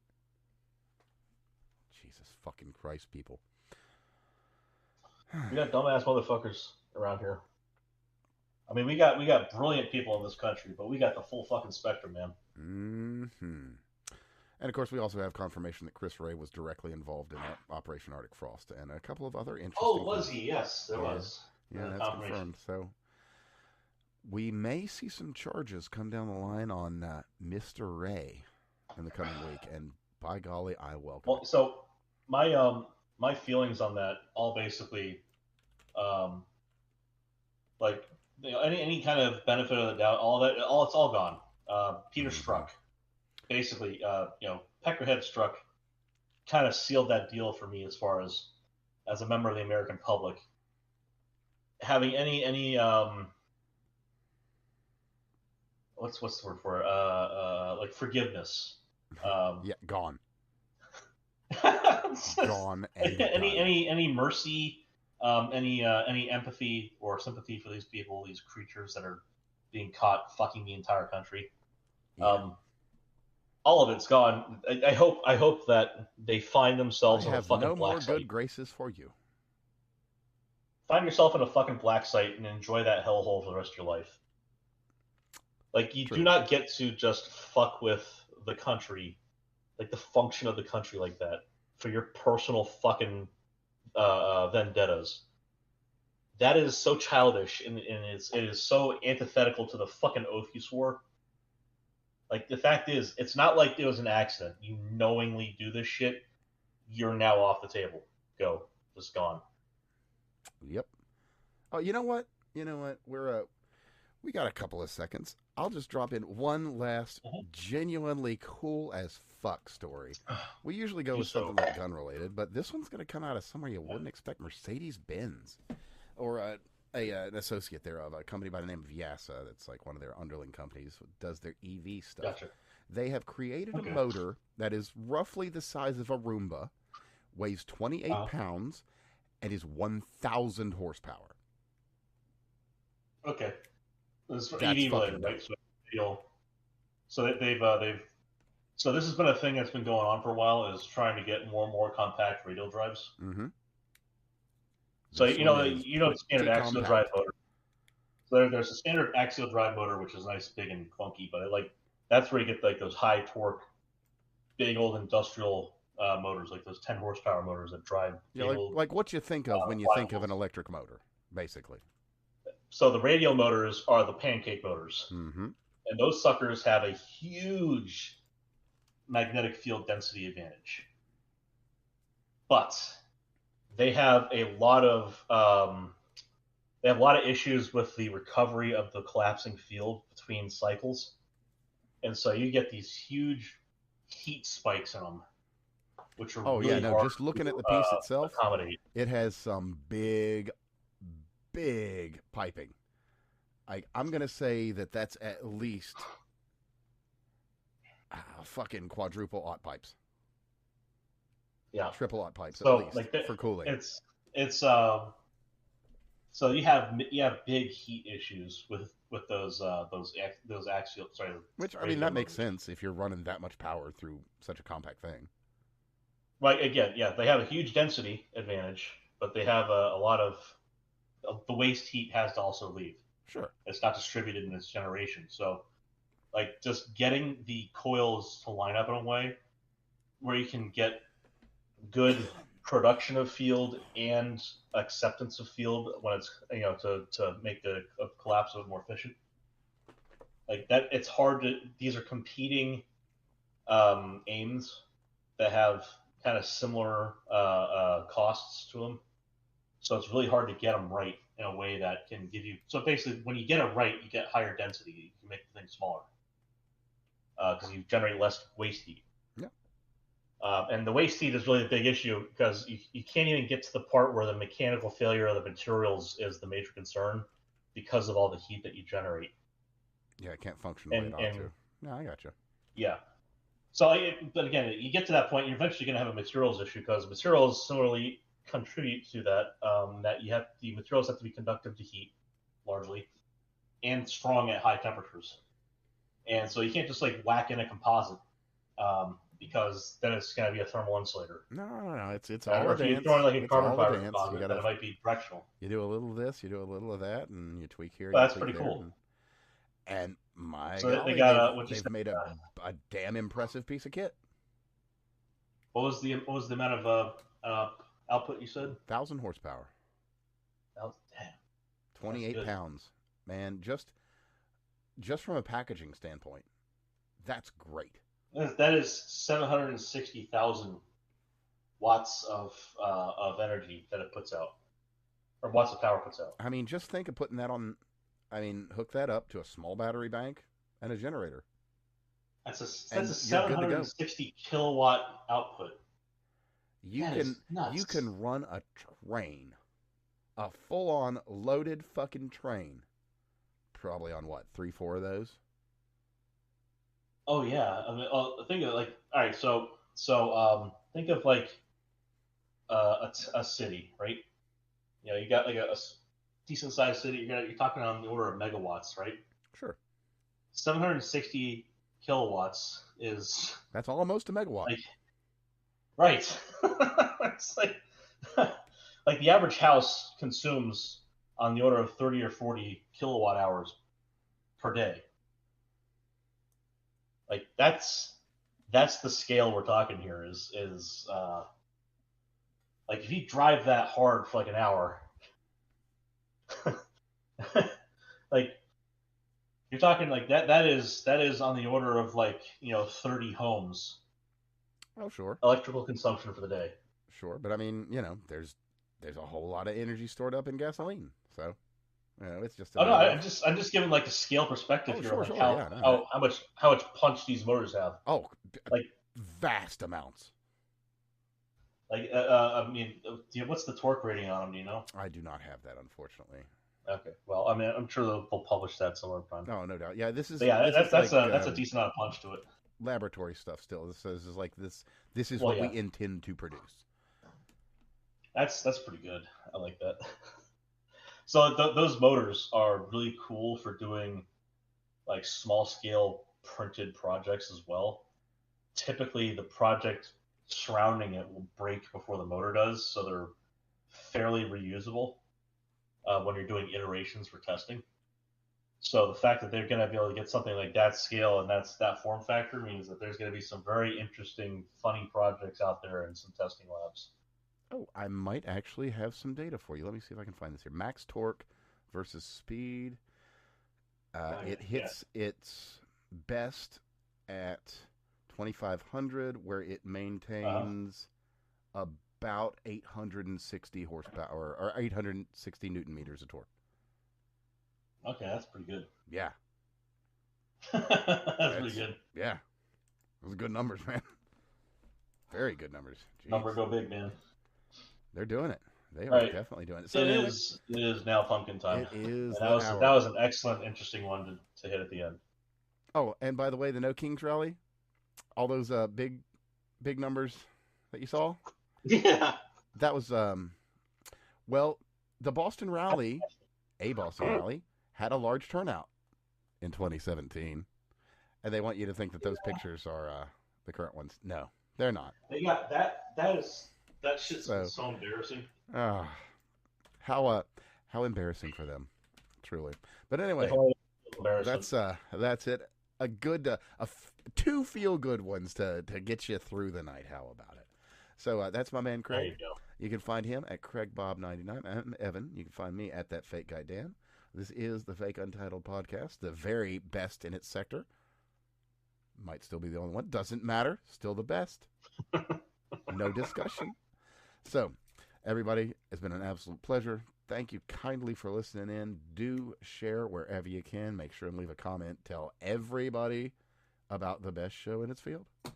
Because can't nobody do no better than us. Just the way it is. Be good, peoples.